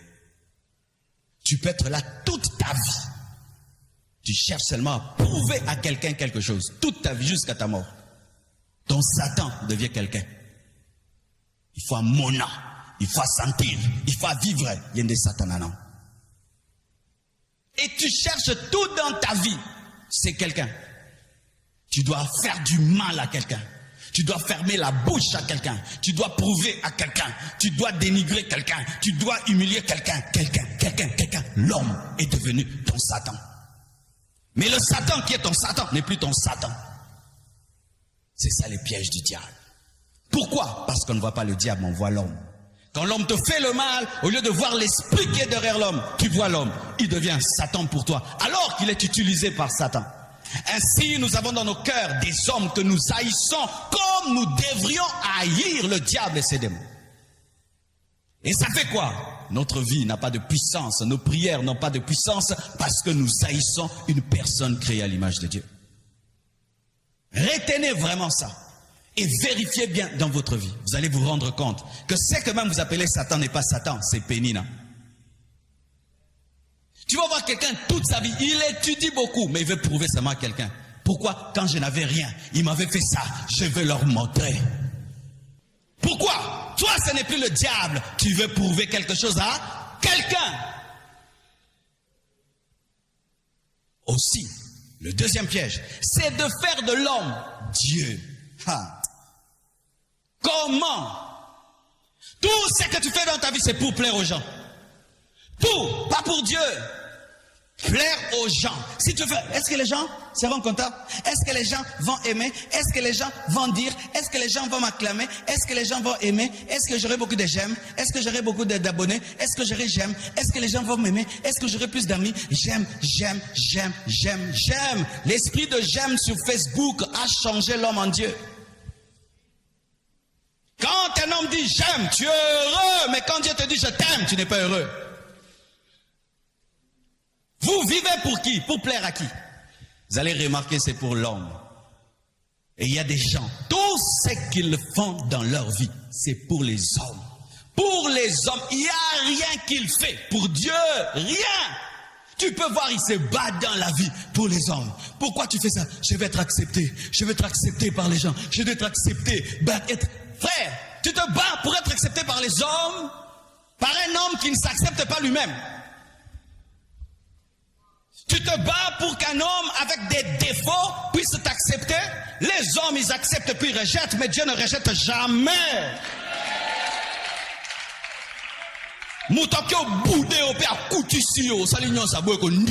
Mais Dieu, même quand tu pries, seulement dit mon fils est là. Arrêtez de vous battre pour les hommes, de faire les choses pour les hommes. Faites les choses pour Dieu. Et quand même vous faites les choses pour les hommes, ce soit pour Dieu. Je refuse que les hommes conditionnent tout ce que je veux faire. Ah, ça, ils vont pas aimer. Ça, ils vont pas aimer. Oh, dis, je serai manipulé par les hommes. Nous n'aimons pas ça. Ne dis plus ça. Ma famille n'aime pas ça. On n'aime pas ça. Mes amis.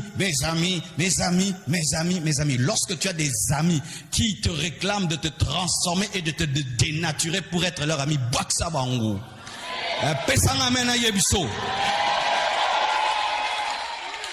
Tu m'acceptes tel que je suis. Je n'ai pas besoin de devenir quelqu'un d'autre pour que tu m'acceptes. Et si la condition pour que tu deviennes mon ami, je dois changer, alors quitte ma vie. Alléluia. Car il y a des gens comme ça qui se dénaturent pour être acceptés alors que Dieu t'aime déjà tel que tu es. C'est pourquoi dans la vie, apprends à affirmer ton identité. Moi je suis comme ça. Tu me prends comme ça ou tu me laisses tranquille. Donne-moi la main que je te parle. Lorsque tu changes l'homme en Dieu, l'homme te fera souffrir parce que c'est un Dieu capricieux. L'homme est un Dieu capricieux. Regardez la mode. Il fait un temps pâte d'éléphant. Tu bois ici en haut. Bougi, tu bois ici. Tu songeli, tu bois ici. L'homme est capricieux. Des fois, il aime la couleur bleue, et puis il n'aime plus la couleur bleue. Des fois, il aime rouge. Des fois, il aime. Vois même les chansons, Mikoto. Kangamika, 3 chansons, et puis tu bois Kango. Vrai ou faux? La chanson du moment. On jette la chanson du moment. Et puis, l'homme est un Dieu capricieux. Mais Dieu est constant. Il peut t'aimer pendant 100 ans. Il peut t'aimer d'éternité en éternité, il ne se fatigue pas de toi. Et toi, tu veux vivre en fonction des hommes, vis en fonction de Dieu. Et si l'homme t'aime lorsque tu aimes, Dieu qui t'aime. Mais s'il te rejette, tu te rejettes. Jésus l'a dit. Il a dit que les hommes de son temps étaient comme des enfants. On leur chante des musiques pour danser, ils refusent. On leur chante des musiques pour se pleurer, ils refusent. Qu'est-ce que vous voulez? Ils ne savent pas. Il y a des hommes comme ça. Prions, il ne veut pas prier. Lui médite. On médite, lui prie. Si tu prêches lentement, il nous fait dormir. Tu cries, pourquoi il crie? Si tu enseignes en profondeur, pourquoi il veut nous montrer qu'il est intelligent? Si tu parles lingala, il n'est plus intelligent. Ils veulent quoi? Ils sont comme ça. L'homme est comme ça. L'homme est comme ça. Tu vois quand il cherche à dormir. Et puis ce serait une position bizarre. L'homme est... Mais demain, essaie la même position pour dormir. Tu ne vas pas dormir. Il faut encore trouver. Là, des gens comme ça vont diriger ta vie. Que je sois conditionné par tes sourires. Et par tes tristesses. Obumanga. Non, Dieu est constant, Dieu est constant, Dieu est constant, Dieu est constant. Ne faites jamais de l'homme Dieu. Comment arriver, mes frères? C'est difficile. Vous savez pourquoi?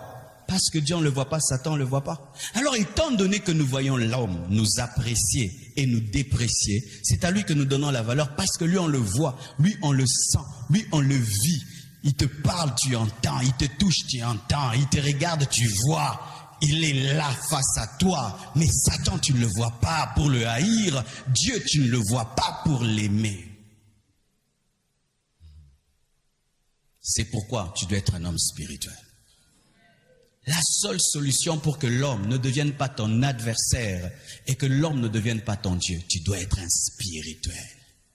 Ainsi, je peux voir Dieu là où personne ne voit Dieu.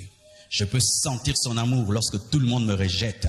Et je peux sentir Satan derrière une personne alors que personne ne voit le diable. C'est pourquoi Jésus a dit à Pierre, arrière de moi, hein, Satan spirituel.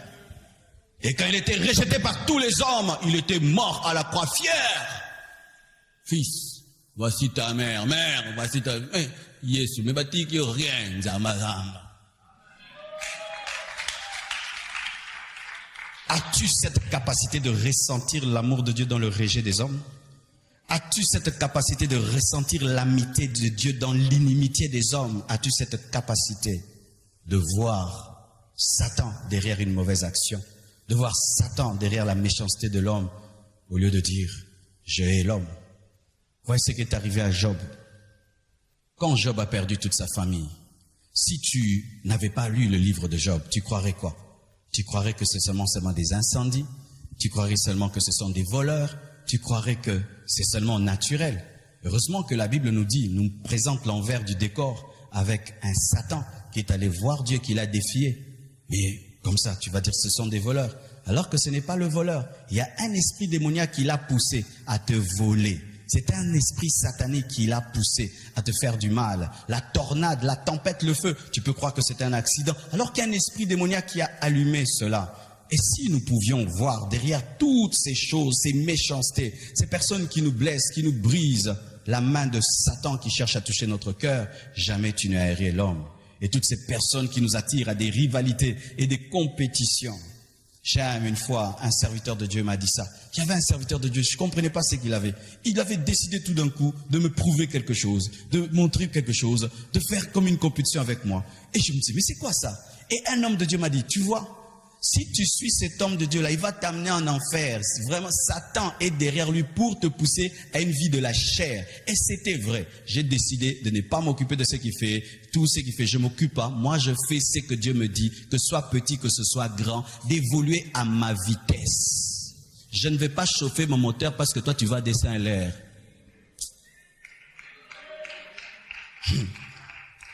Quand j'ai eu ma première voiture, mes frères, ma voiture était une voiture vieille. Lorsque je montais sur une montagne, elle dégageait une fumée noirâtre. Le moteur voulait exploser. Je mettais même le renfort pour que ça puisse monter la montagne là de ma campagne. Et une fois là, j'avais déjà plein de gens dans la voiture et le moteur est presque vraiment expiré avec plein de fumée. Je montais lentement et je vois une autre voiture qui grimpe. Et lorsqu'ils arrivent, c'était des jeunes, ils m'ont regardé, papa, bois kango, bois ka. J'ai une blessure intérieure. Et puis du coup, ils m'ont doublé. Moi, j'ai fait l'effort. Alors j'ai mis encore deuxième renfort pour les doubler. Bien aimé. J'arrive seulement à la courbure. Bah, ça chauffait. Ne chauffe pas ton moteur parce que quelqu'un t'a doublé. Vis à ta vitesse. Vis à ta vitesse. Vis à ta vitesse. Vis à ta vitesse. Chacun sa vie, chacun sa destinée. L'homme n'est pas mon adversaire. C'est Satan mon adversaire. Et l'homme n'est pas mon Dieu. C'est Jésus-Christ qui est mon Dieu. Chaque fois que tu veux faire quelque chose, pose-toi cette question. Je le fais pourquoi et contre qui? Chaque fois que tu fais quelque chose, tu veux même t'habiller, je le fais pourquoi et contre qui? Quand tu veux parler, tu veux agir, tu veux acheter, tu veux ceci, répondre, je le fais pour qui et contre qui? Qu'est-ce qui me motive pendant que je prêche? Dépasser un pasteur à côté? Faire plus que l'autre? Ou je le fais pour Dieu? Prêcher l'évangile? Si vous ne savez pas répondre à cette question-là, mes frères, vous allez mourir et vous vous rendez compte que tout ce que vous avez fait, c'était pour l'homme. Dieu te dira, merci pour le bénévolat, mais tu ne m'as jamais choisi. Tu ne m'as jamais servi. Ça, c'est parmi mes révélations de l'année. Amen. Hein? Et j'ai décidé d'y marcher tous les jours de ma vie et davantage.